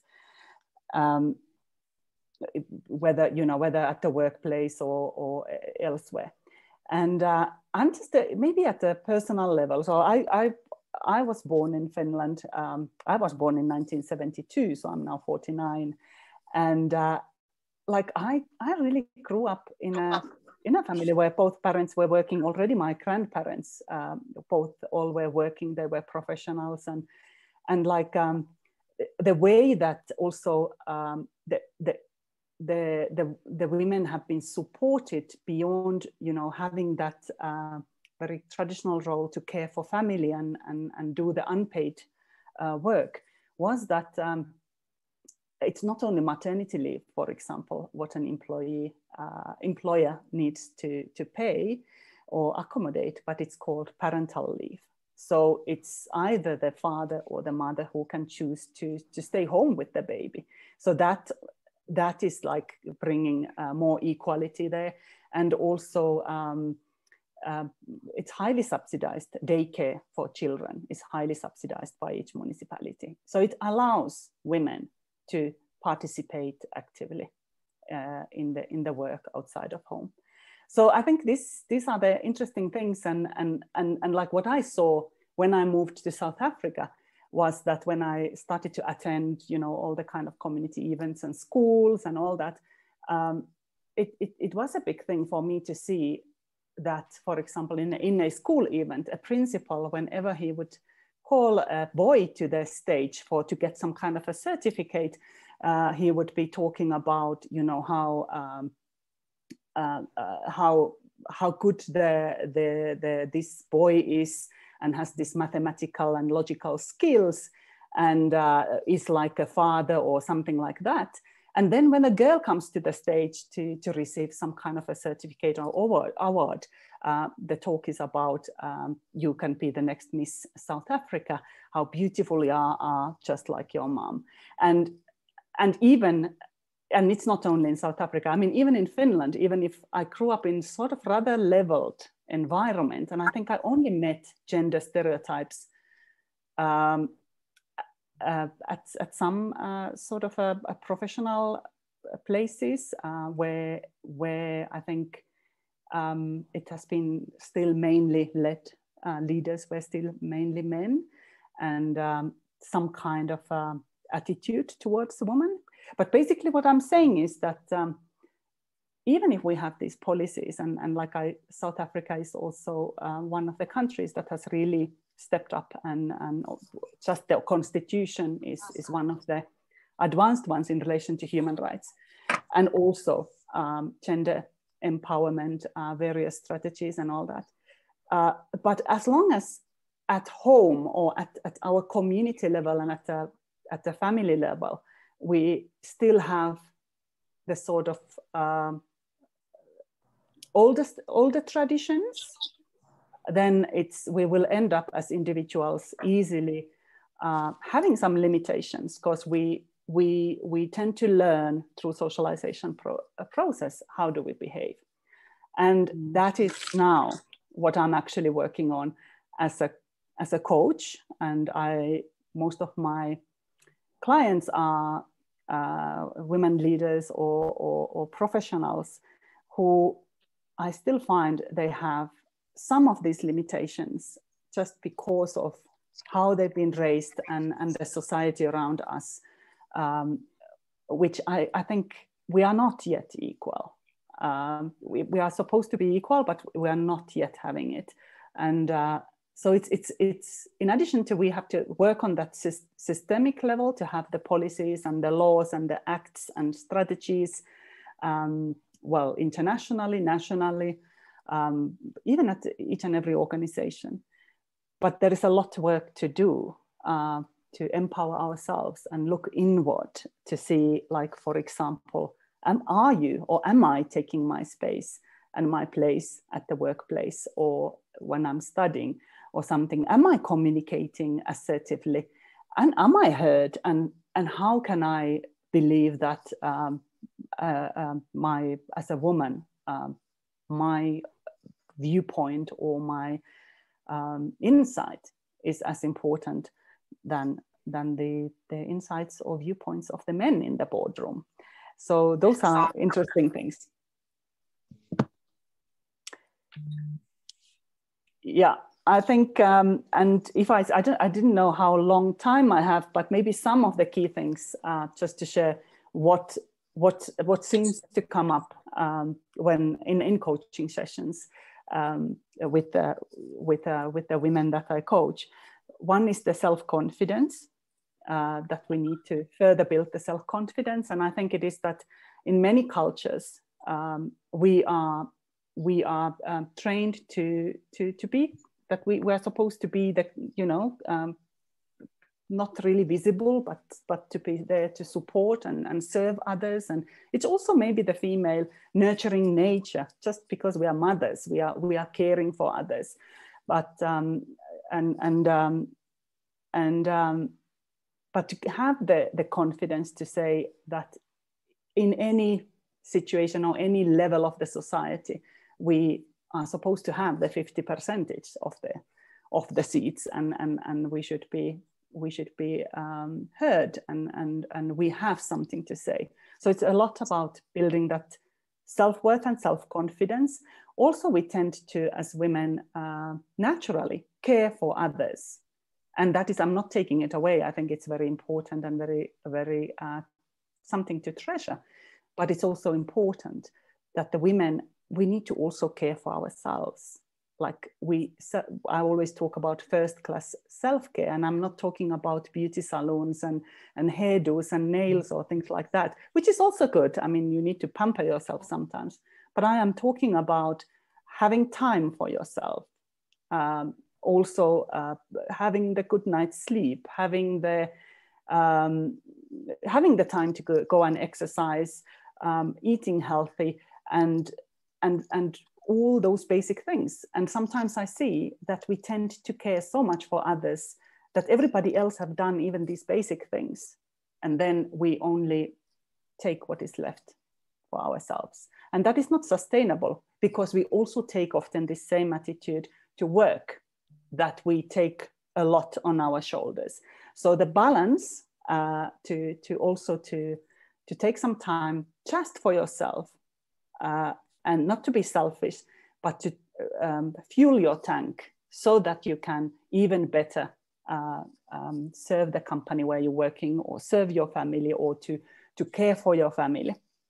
And yeah, and then it's that communication. And unfortunately, if a woman is assertive, it's still in many occasions that it's seen as she's bossy. And if a man, I'm talking in the boardrooms and elsewhere, if a man is very assertive, or is saying what he thinks and giving orders, or what, it's just taken. And then when a woman steps into that role, there is still often this societal things that, she's so bossy, or what, this is not her place, even if she would be actually having officially be the leader of that organization, or the manager of a particular unit, or something like that.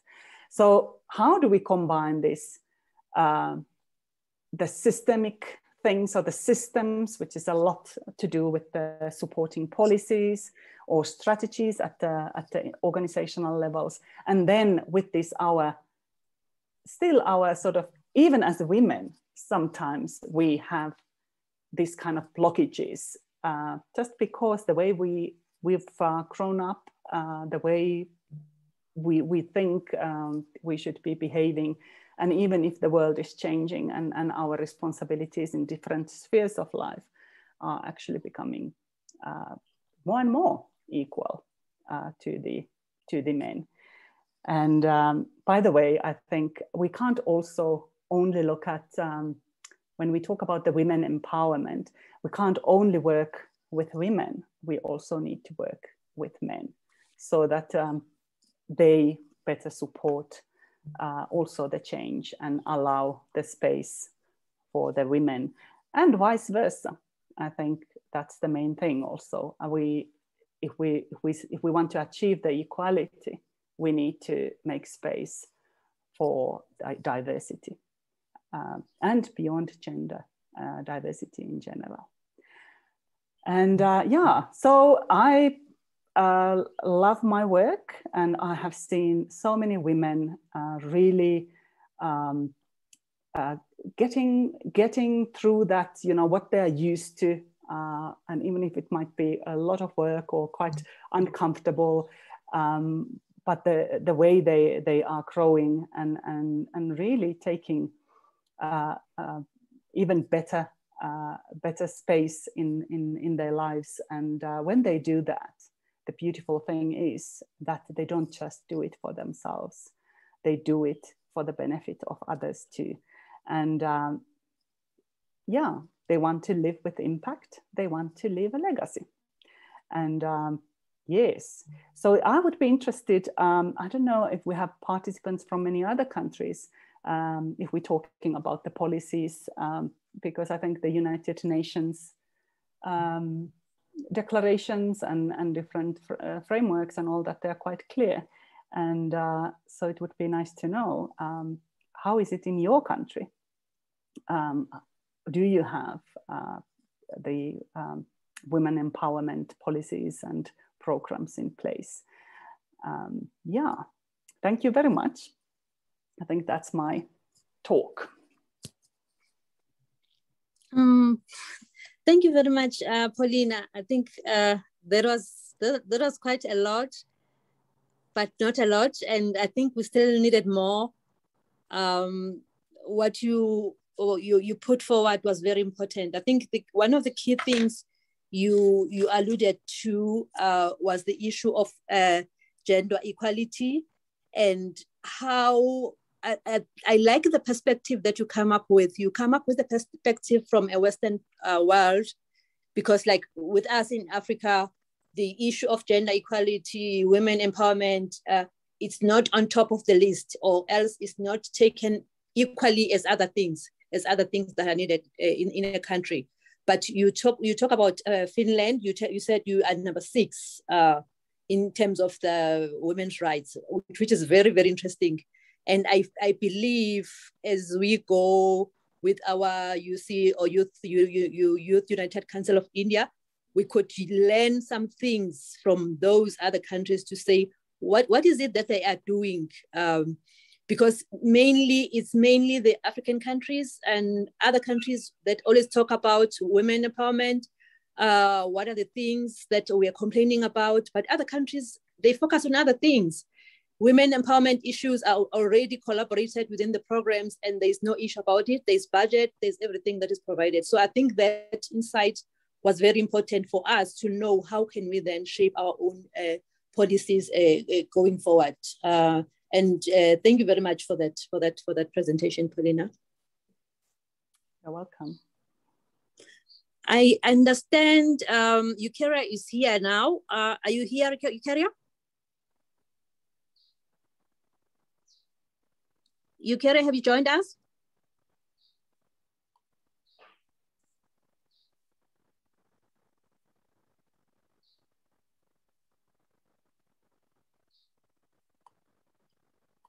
Eucharia, have you joined us?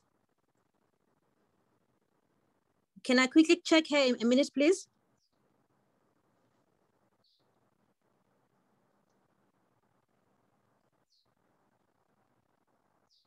Eucharia is here, but then she's not responding. Yes, she. Okay, I'm just asking her to join. Okay, please.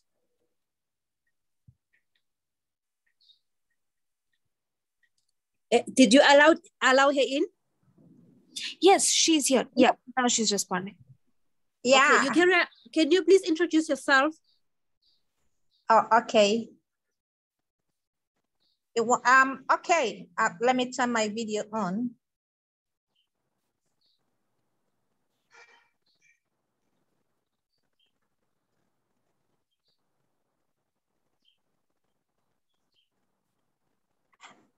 Hello. Yeah, my name is Eucharia Olutunwaichi, a Nigerian, the Director of Exchange and Linkage Programs Unit of the University of Port Harcourt, and I'm an environmental biochemist. Very special interest in child protection issues and women gender. I'm very happy to be here. I don't know if I take it away or I'll be introduced one more time. Should I go on to talk? Just introduce yourself, and then when you're done, you can continue and talk, please. Thank you very much. Oh, okay, great. Yeah, so I'm very happy that today we could talk about empowering women in our climb to become who we want to be. So a lot of insights have come out from the last speaker, dealing with what we can do as individuals, as a community, as institutions, to empower women, to give the women voice, to make them express themselves, be the best version of themselves, tap into the full potentials that they have.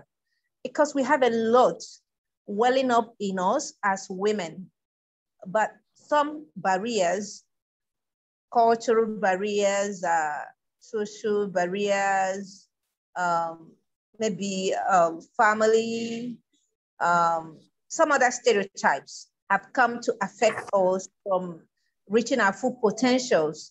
So we're asking the question, how can we give a little push to women, not to do more than they can do, but to do what has been embedded in them supernaturally. We have a lot in us. I'm a living example, and I've been working with women, with young girls who have metamorphosed into women.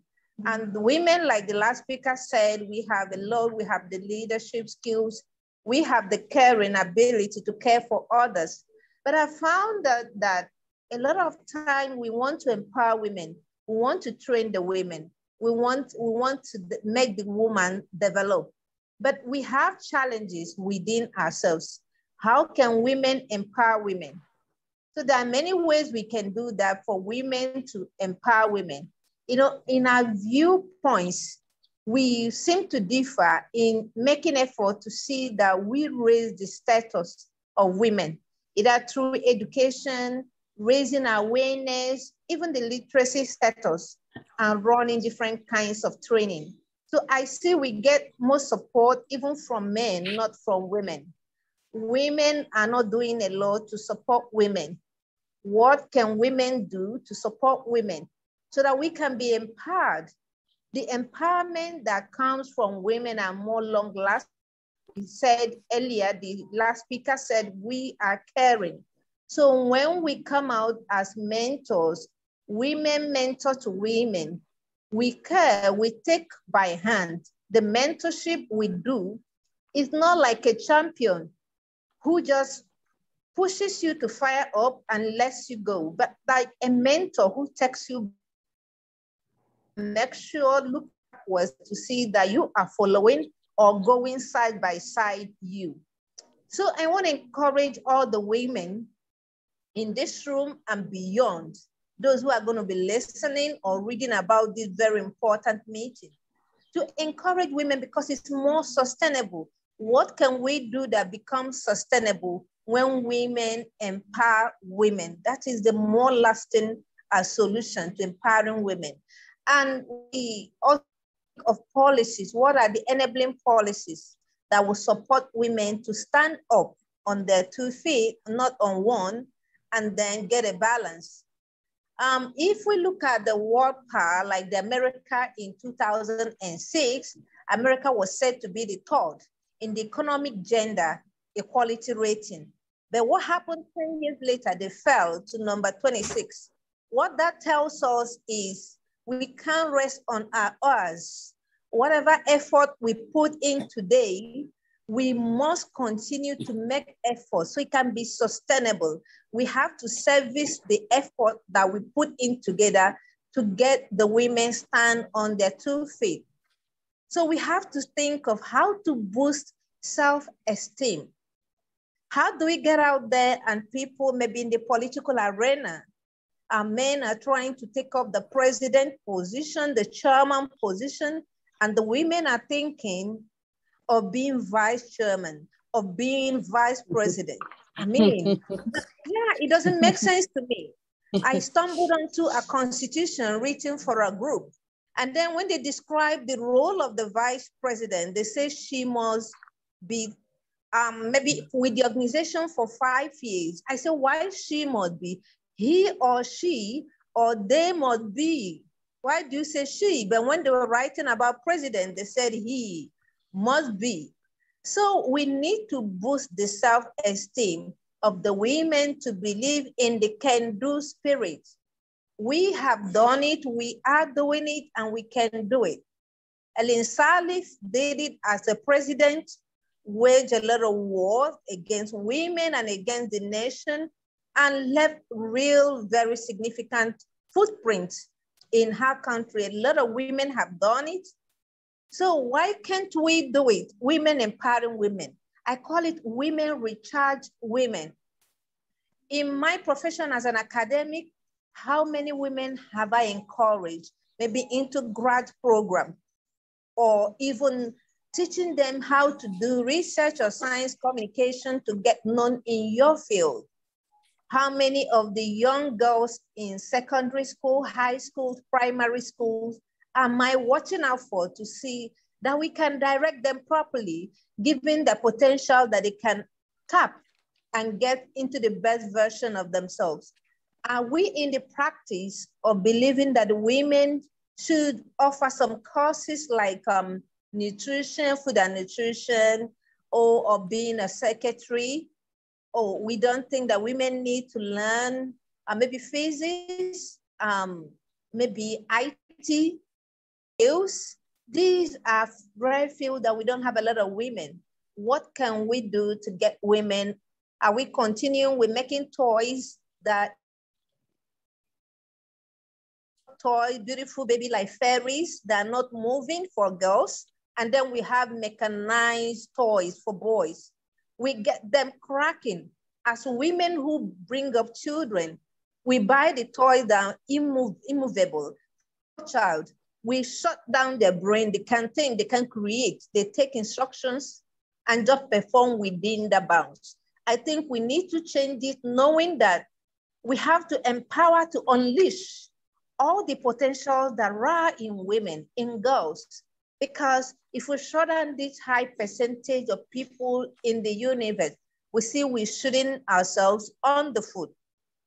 Show that negativity. There was a time in my country that a woman contested for the position of the president and she got just her vote. Where are all the women? Does it mean nobody believed in her? It's just very unreasonable that we have a lot of negativity around the women as women. We believe, oh, maybe a lot of envy.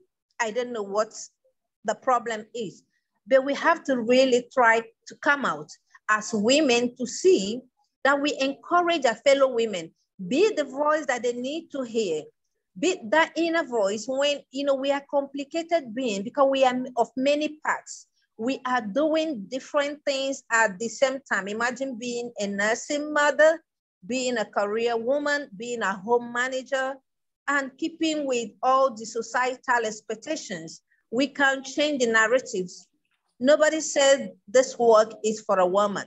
Yes, you can do as much as you can, but try to develop the inner potentials that you've got in yourself. Some of us can draw, so you can become a good artist and earn a living. If you don't earn a living, you keep drawing to service people, you're just entertaining. We have to make it a career, earn money from it. That's the only way it becomes a career. Some of us are talented, but we only use those talents to entertain. We are dancers, we're dancing to entertain people. We can make career dancing and earn money out of it, and also develop a structure around it, make a business. We have to be open and honest as people who want to develop other women. And we have to join force and form a network. I like it that this program is going on today. A lot of people, if you look at the team in the panel, in the speaker list, you see that it is very diverse. This is what we need to do. Be open and honest and form a network so we can leverage on our experiences and peculiarities and similarities and get better. Make real advocacy for female colleagues in NGO work, in workplaces, for those who are entrepreneurs. Make advocacy for female colleagues where they shut out because of peculiarities or maybe breaks in career due to marriage, pregnancy, and other associated concerns of women. Are we making enough advocacy when we find ourselves among the policymakers? Are we making efforts to influence the policies to make sure there's inclusivity? Leading by example. If we're given the opportunity to lead, what are we doing as women? What are we saying? This is a very important way to show what women are capable of doing. When we miss the mark, we make the news. Miss the mark and make the news. The world wants to hear that a woman has fallen. And then they will seek to justify themselves. We told you these are second-class citizens. So we really have to be examples. Be the version that we want the world to see us as, the perception we want. We have to show that by example. We have to intervene in the communities in providing clean water, providing food in different ways that we can, and support women who run businesses. How can we support them? Go give them lectures, go show them about credit, services, insurance, different kinds of things that can support them to see that they are sustainable in their escapades. And then knowing your worth. Do you know your worth? I am so much worth gold, silver. I am beyond a measure what you can weigh on a scale. So know your worth. Know that you can give a lot to the world. You have a lot in you, even if you're a fashionista, even if you're a hairdresser, whatever you are doing, without you, that field will be short of one person, and that is you. So know your worth and always show that you can deliver. At some point, like a peacock, show off and come back. Like the peacock, it doesn't sustain the feathers when it peacocks. When it goes, it comes back. So we peacock, show what we've got, we come down and continue to learn lessons from what we are doing and continue to fight against injustice in the land, in the society, in our workplaces, in our businesses. Continue to fight injustice because we've got the voice, and now our voices are heard at last. Thank you so much. Thank you very, very much, YUCI. I think, I don't know whether you and Paulina had a discussion before you came to this panel discussion, because most of the issues you're talking about, they touch to the issues of the social aspects of who you are, what you do, what effort do you put in whatever you're doing, and also how we are perceived by society as women and men, not just by our gender, but even how we are, the toys that they buy us, the encouragement to be, powerful, muscle, all these powerful cars. With you, there's those soft dolls and you can't do anything. You just handle that doll and that's it, So it's all goes to all kind of how we are raised and how we do things. So I think your presentations are very, very similar. And thank you very much for alluding to that. But I have a question that I would like both of you to answer. I'm sorry, Pauline, I'm coming back to you again. There is a notion called pull down syndrome, and normally it's done by women to other women. And that kind of hinders empowerment of women, because if one woman there is trying to go up the ladder, other women is trying everything in their power to pull them down. But because you kind of talk about having like advocacy groups, supporting each other, but we have this thing called pull down syndrome, even though it's not articulated properly, but it is out there. What do you think about it, and how do you think we can do as women to make sure that it doesn't affect all the efforts we put to the empowerment of women? If I may respond to that question, pull down syndrome, pull head down. That's what we call it in Nigeria, pull head down. Oh, yes. Yeah, so when you got a PhD as a woman, we say you got pull her down, because other women are going to be pulling you down, thinking you're running so fast, you want to be sophisticated, you want to feel important, so it is time to pull her down. So what I think we can do, and we are doing from this little corner for me in my Women in Science, so we try to build the competencies and capacities of our fellow women. So when most people can do similar things, I think the pull head down syndrome begins to go down, disappear into the teen space. When only one woman or two women in a very large crowd can do 1, 2, 3, so other women feel, especially where they are culturally disadvantaged. So maybe these are the favored group, the favored or the connected women. So they badmouth you, they gossip, they try to turn things around for negative, not for positive around you, so you can get down, and then they laugh. You felt you were so important. Now you can see you can come down and be on the same level with us. So we think if we can continue to build ourselves, help, for example, help a mom to adjust, maybe maternity leave, paternity leave, for the men to help the women to go back to work and feel like human beings, moving policies, supporting them, and also driving implementation. Some countries have paternity leave, but they are not implemented. We don't have one in Nigeria. Only the woman goes on maternity leave. So if we can make advocacy or ensure that those policies that are in place are implemented, because many of them are on the shelves, and make the women know that the opportunities are for everybody, not for a selected few. So this reduces the friction we have among women if they know that they can all equally come up to the limelight and also shine out to other people. Then if we continue to show appreciation for other women in our circles, so they know that they are equally important. If you have an event, for example, and a woman comes to clean the venue, another woman is a guest speaker, another woman made the decoration of the venue. So maybe in your vote of thanks, you only appreciated the speakers who are sophisticated women, and you don't acknowledge the person who made the serene environment, the beautiful atmosphere that you can look at and then think properly. Remember all you have in your head, because everywhere is beautiful. So when you forget this group of women, they continue to plot against the others because they seem to have some importance attached to the other women.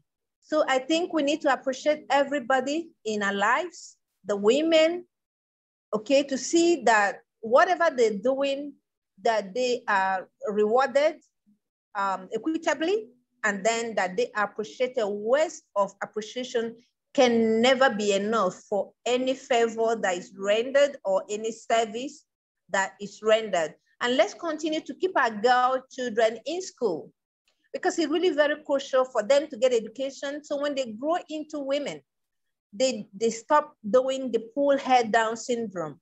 Some start pulling down from high school, primary school, maybe in the race, those who go on to marathon. You see when they pull the women, the fellow girls back because they are girls. And if they are boys, they seem to allow them take the lead. So if we educate from that tender age before the girl becomes a woman, she would have had a different angle to life, and then will have more tendency not to pull her down, but to encourage her, so that together we are bigger and better. Thank you very much, Eucharia. I'm not sure, Paulina, if you want to add something, or she has said everything. Paulina?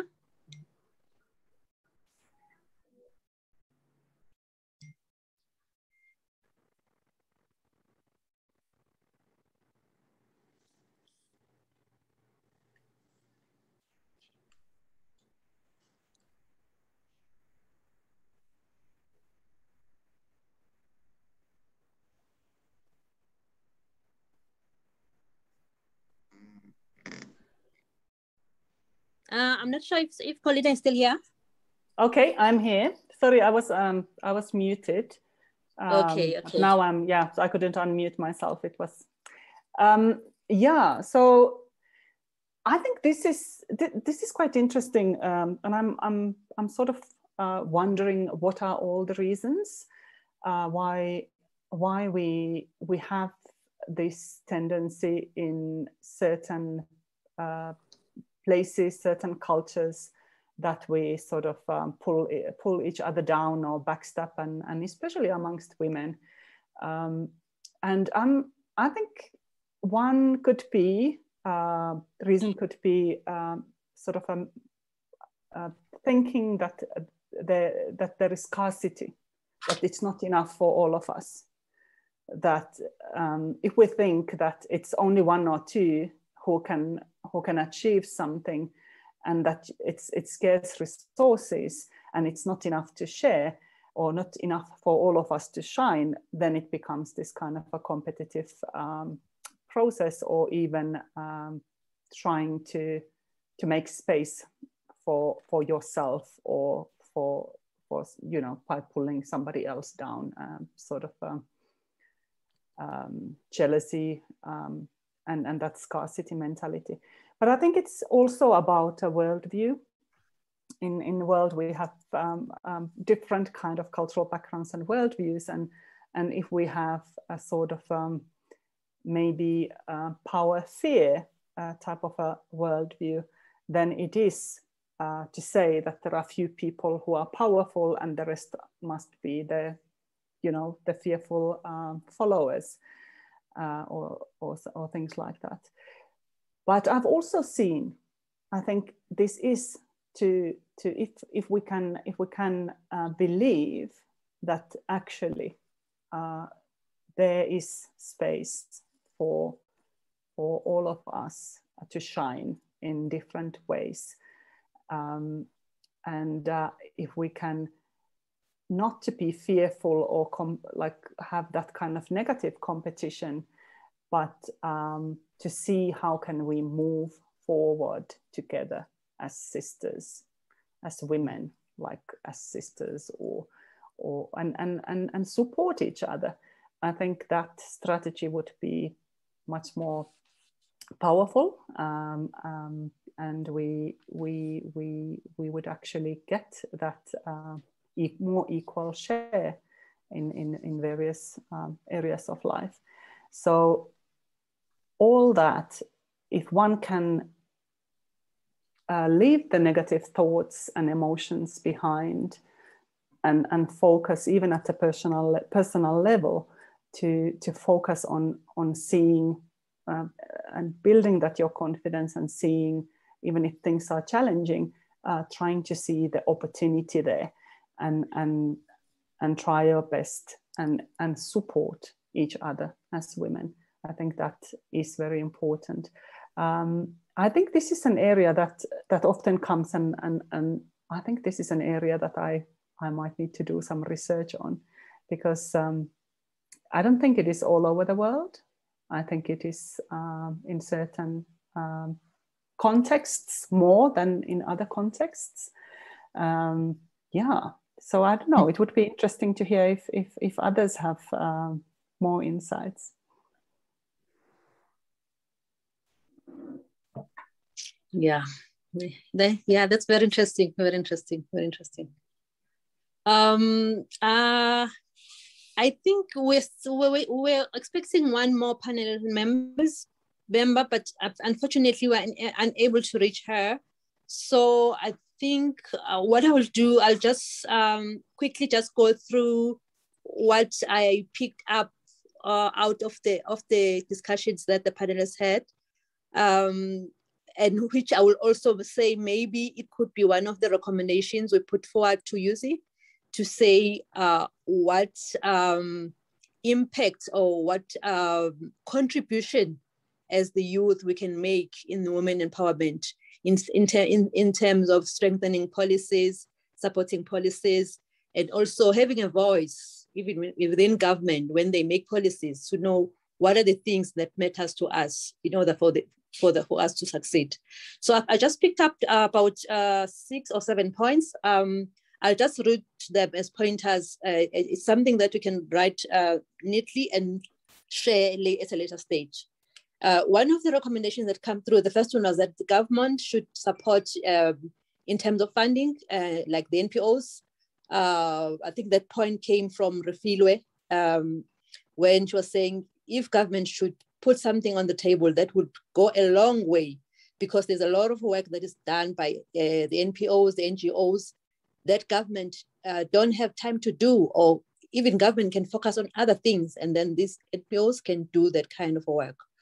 And the second point was talking about progressive policies. I think the point came from Paulina, where she was sharing with us, why are we struggling so much about women issues, and it's always an issue, there are problems there and there.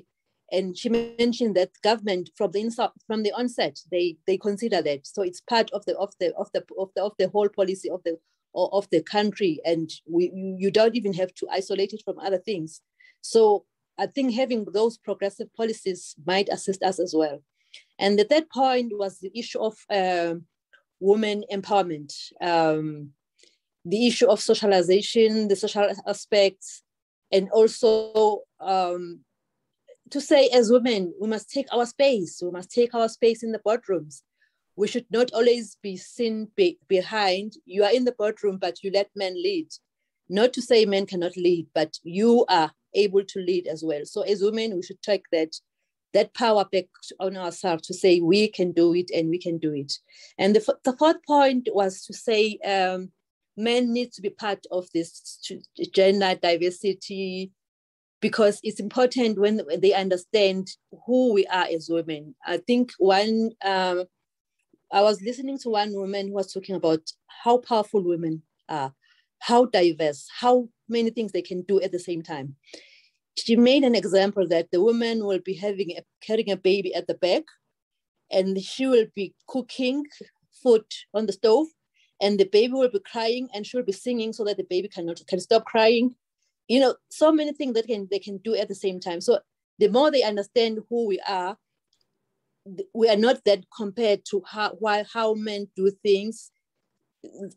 It's like men can do better. It's just because we are women, we are made in a certain way and we do things in a different way, but we still reach the same goals. And the fifth part, I think that was touched by Eucharia, in terms of the networking. That's very, very important. Do we form networks, advocacy groups, policies? Are they there? Not just there. Are they being implemented? And I think Paulina also touched on the issues of systematic supporting strategies that are very important.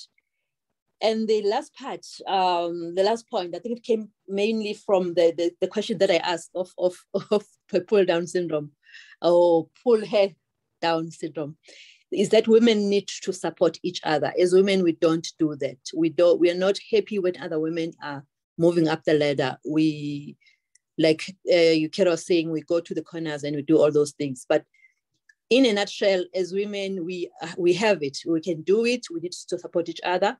And for us to achieve women empowerment, we need to be together and know those things and know that it's not only one aspect. It's an integrated approach that will make us succeed. So those are just a few pointers that I can put forward as recommendations from this panel.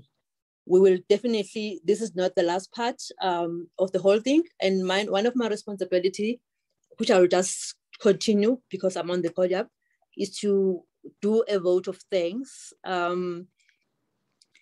would like to thank you very much. First, I would like to thank Vimal, who did most of the work, the runaround, everything that you see nice, your pictures and everything. He's behind all the brains of that. Thank you very much. You did a lot of work for us as women, and we really appreciate very much. We had to sit down because, like in South Africa, it's Women's Month, so we had to put our feet up and do nothing. But Vimal made me to work anyway.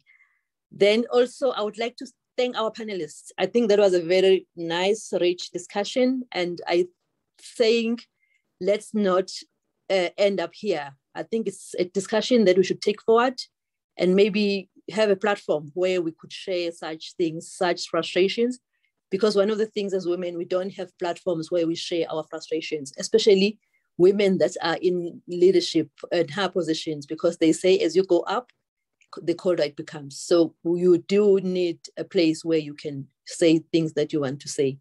And I would like to thank everyone, all the speakers and all the speakers that were here before this panel discussion, and that are still going to continue delivering their speeches. Thank you very much, and we will still continue to tune in. And we thank you very much. We think out of this panel discussion, something nice is going to come out, but we'll discuss that and we'll communicate. Thank you very much.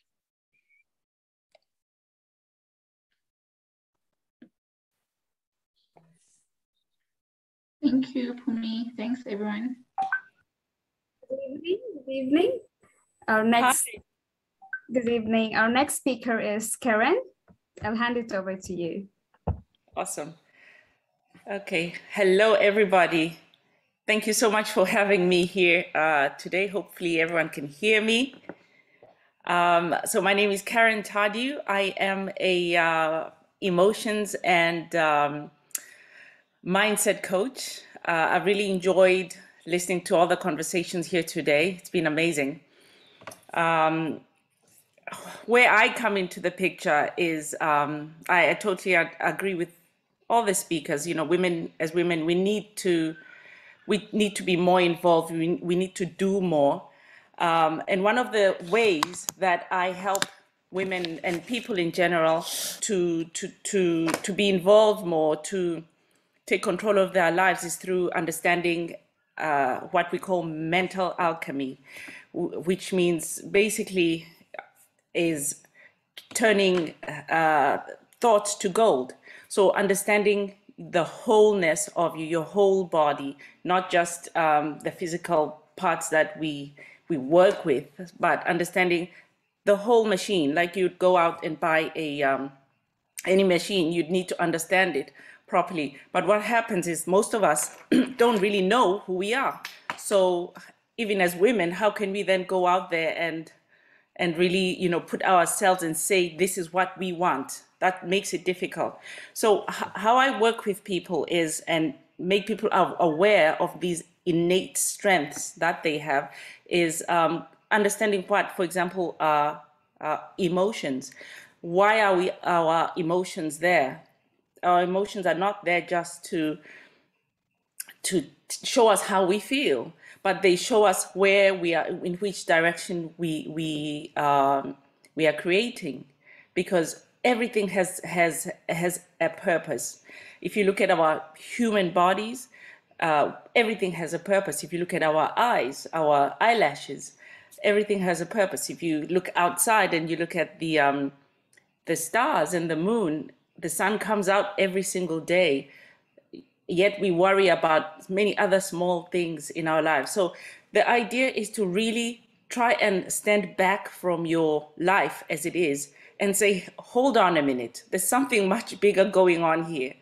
The blood in my veins pumps every single day. The sun comes out. The sun is not falling on earth. What is going on here? Everything has a purpose. We have a purpose. Our bodies have a purpose. But we are enamored with the physicalness of it all. So we look and we think that is what there is all to it. Now, this summit is amazing because most of the women, or this is India, an amazing country where people understand that it's important to go inside. I think that if, as women, we started there, to raise our plight in the world, started internally, really understanding that, okay, so sure, we have our bodies, we have our eyes and everything, the physicalness of us. This is the hardware. If we were a computer, this would be our hardware. But that's only 5% of who we are. And if we were to just sit back and really try and understand everything about us, the other 95% of us, then women from all backgrounds would change their communities, change their families, change their communities, change their towns, their cities, their villages, by just being able to sit back and say, hello, am I just using 5% of me? How about the 95%, the software part of me? And how do you reach that? How do you reach that? So through the practices of mindfulness, meditation, spending time alone. So there's so many tools that we have at our disposal. We don't have to go to schools for. We don't have to go to learn, to sit down and commune with ourselves in order for us to receive guidance as to what we want to do. And as business women, as young people coming out of the workforce, or teenagers entering life, it's important that that we understand who we are, the whole of us. Because what happens is when you actually sit down and you meditate and you get your guidance from an internal source, whatever comes to you in life, you know that you are headed in a direction which is aligned with your true purpose. So it doesn't really matter what is going on outside. Not to be so enamored of, about what is going on outside, but just to really understand who we truly are. And then as soon as we know who we are, and we only do that through experience, of course. So this is the process of getting to know yourself, asking yourself questions like, what are my emotions there for, really? And I can tell you right now, they are a GPS. They are telling you where you are headed. So if you are to make a decision, if you find yourself in a stressful situation and you have to make a decision, don't make a decision. Don't make a decision. Not from a bad feeling place. If it's going to be from a bad feeling place, you know where it's headed. So it's a GPS. You'll find what looks like a solution, but it will be harder than it could have been. So the idea is that understand your emotions. And what I'd like to do is I'd like to present to you, but it's fine. I can also present it. We have these 21 emotions that we all go through as people. So you can be a girl in the village, you can be a president of a country. We are all the same. We have that gift of knowing where we are, which direction we are creating. You have only one thing that is in your control, and that is how you control your feelings towards anything that happens to you. So because whatever you are feeling will increase. That is called the law of attraction. Whatever you put your attention on becomes bigger and bigger and bigger. So what you want to do is, as you go through life, as we all go through life, whether making decisions in the office, whether you're making decisions for school or at home or relationships, you have to concentrate on what you want.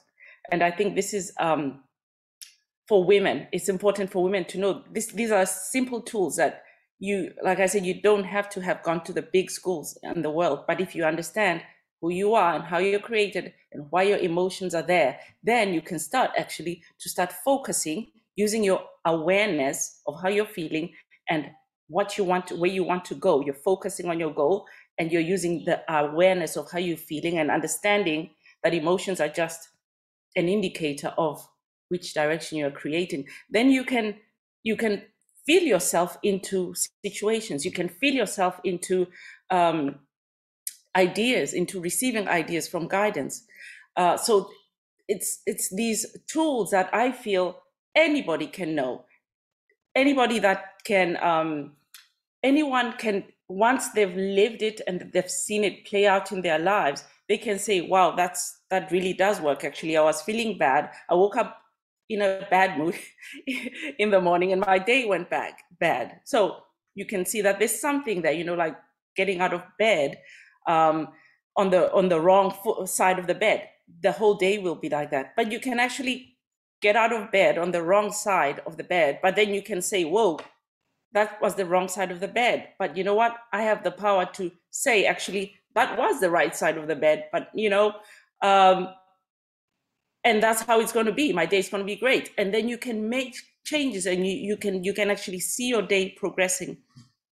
So this is part of just understanding emotions, what they really mean, the software within you, what it means, who are you truly, before you go out there. Because once you understand that, you can focus, like I said, you can have goals, you can set clear goals. I'm going there. And then when something happens, you know that your feelings are telling you where you're headed.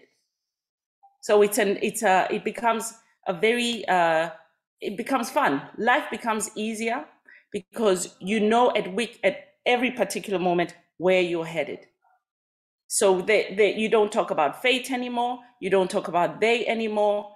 And it becomes like, I'm creating that because I know through my feelings, whatever I feel is going to get bigger. So this is the way I see us empowering women from everywhere, but particularly in our area of, in Africa, in India.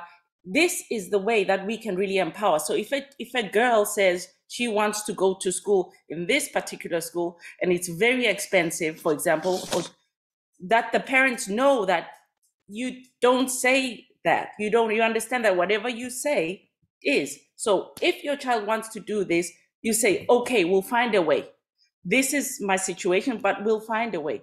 Understanding the laws of the universe, whatever you put your attention on becomes bigger. So I think this is an area where we are particularly strong because we tend to be communities who have some kind of faith. It's a good thing and it can be a negative thing because sometimes there's a contradiction.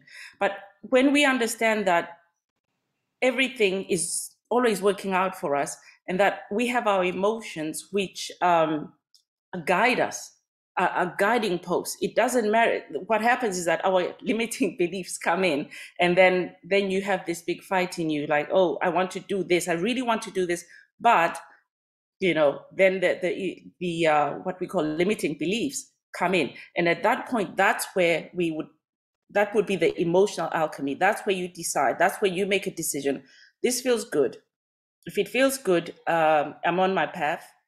But I understand from what I've learned from ABC, it's not a good thing. But for me, it feels good. I'm going to go for it. I'm going to honor my feelings. I'm going to honor who I am. Because when I do that, everybody in the community benefits. That's the tough thing. That is what most people really, that is the alchemy. That is when you have to now really be taking the time and going in there and thinking, who am I? What do I want? Where am I focusing on? And for me, I think this is the easiest way to empower our women, our village girls, our inner city girls, our slum girls, our presidents, our CEOs, because everybody has those emotions and everybody needs to understand what they mean, but nobody ever asks because nobody's ever said, actually, they are the 95% of you. So that's my message for everyone today. I hope that I didn't go off and that you understood what I was talking about. Either way, if you are interested in hearing more, my dog is barking, but yes, I am available on Instagram under Karen Taju, Facebook, and karentaju.com. Thank you very much. If someone has questions.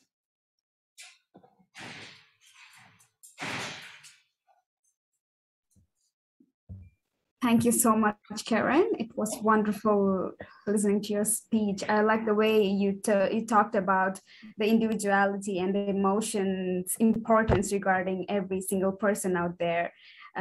Thank you so much. Yeah, and now I'll introduce you to our next speaker. And she first dreamt about being a CA and working in a UK when she was just 12 years old. And she was in high school. It's been quite a journey, but definitely worth it. Currently working at Mazars in UK as assistant adult manager. Prior to moving to UK, she worked at KPMG South Africa and KPMG in Netherlands. Now I welcome our next speaker, Namos Moyo.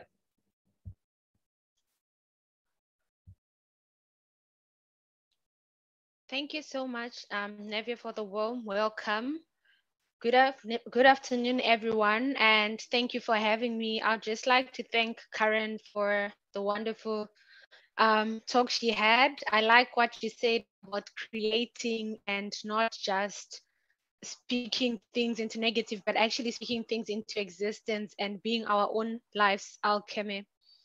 And I would just like to talk about this summit today in a summary. For me, I find it to be a very special one, as not only is it International Women Power Summit, but it is also a summit of women who've overcome a pandemic that brought the world to its knees, the fighters of this world, our future leaders. For those that I haven't had the pleasure of meeting, happy to meet you online. As I've been said as well, to say I first dreamt of being a chartered accountant and working in the UK when I was 12 years old, just starting high school. And it's been a journey with all its ups and downs. And when I look back to the moment when it all began, I'm reminded of the excitement and the anxiety I felt at the time. I remember how I knew the decision of what happens in my life was ultimately mine and no one else. And the biggest realization was that I was accountable for my life essentially and how it unfolded, and had to understand. I had to make my family understand how that would fit into my life. So my journey began in a small farming town in Chirezi, Zimbabwe, where everyone knew my name. And when I was in high school, my parents struggled to put us through school to get a good education. And this applied a lot of pressure on me to succeed because they had to struggle to raise 3 kids. And that's something that has now become very passionate about me, because I realized that I was fortunate to get an education. Whereas there are some kids, especially where I come from in Africa, where a child, if it's a woman, is always considered most of the time to be a bride and not essentially a child, to say one day they're going to grow up and get married. So there's not a lot of emphasis on the girl child's education, which is something that should be incorporated in our women empowerment policies. And I think just to take you back, I think the pressure was a lot in me, that even when I got to university, I would study through sweat and tears. And I remember in my final year, I was in tears literally, as I almost had to repeat my final year because of boyfriend problem. And that is when I decided to never let anyone or anything take away my dream from me. And the dream was there at 12, and now I have finally or succeeded to actually be a chartered accountant, and I've been working in the UK for the past 3 months. And now for me, the current goal is now to evolve and become a woman in leadership and finance going forward. So getting my CA meant a lot. Is I think I was overcome by the emotions that was involved in just achieving the dream. And I can almost think, or sometimes I think to myself or hear that some people can say, oh, how lucky you are to have achieved this. And I'm thinking that at this point, I am personally going through something that's very difficult. One thing that I'd like to assure you is that those times will end. While it might not be apparent how it's going to end, each person has to go through certain obstacles that sort of shape them to become the person that they would like to be ultimately, or they're meant to be. Now, in the past 2 years, we found ourselves in a unique and different circumstances with the COVID pandemic, and they've taught us to say all the opportunities that we had in the past were not as forthcoming. There were no retention bonuses, there were no promotions. And while this may feel very painful, we do need to remember that we have a break that is coming up. All of it, we might have to get used to living with the way things are, but things are going to change. And I'm just fortunate to say that I've had support through other women who have supported me, firstly in my family. My mother was very supportive, and I was surrounded by sisters who were very supportive, and I've had to learn to make decisions out of my hopes and dreams instead of my fears. And that's one thing that I would like to encourage us as women to say: we should stop worrying about everything and just start realizing that worry takes away from the joy of today, and having an outlook of the forward in life to say things are going to work out and speaking that into existence. Now, after I've moved here, or even back in South Africa, after I qualified as a chartered accountant, I found myself more oftentimes as the only young female, Black, or even African person in the boardroom. And sometimes a combination of this. And in the beginning, it used to be awkward, but I realized along the way that I added a little bit of flair and dynamic to the boardroom. And as women, it's something that we should always embrace. Diversity is something that we should always embrace and speak up whenever something comes up and just say out your mind, because that's how we make an impact in the world. And just in conclusion, I'd like to say to each and every woman who's part of this, and men as well, if we have, as we move on, or as you move on to the next phase of your life, you're going to encounter a lot of hurdles which will be uncomfortable. During these times, I'd like you to dig deep in within yourselves and just know that the people that have been there for you in the past will stay in your corner. The beating will be temporary and you'll be able to face another round in the ring. You are different, you are you. Embrace these qualities as you forge on. Remember, you're not here to be average, you are here to be awesome. And as a member of the Procrastination Club, one of my mantras is just do it.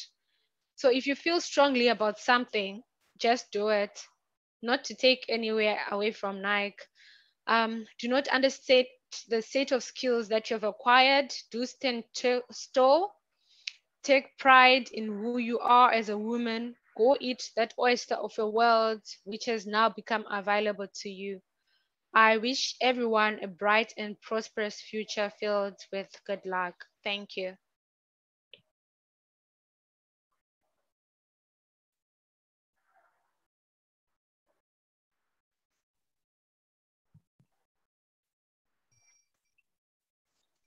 This is Sushma from YUCI. Thank you so much, ma'am. That was really an inspiring one. That's it for the day one. It was super inspiring and decidedly empowering. Looking forward to meet you all tomorrow. Thank you.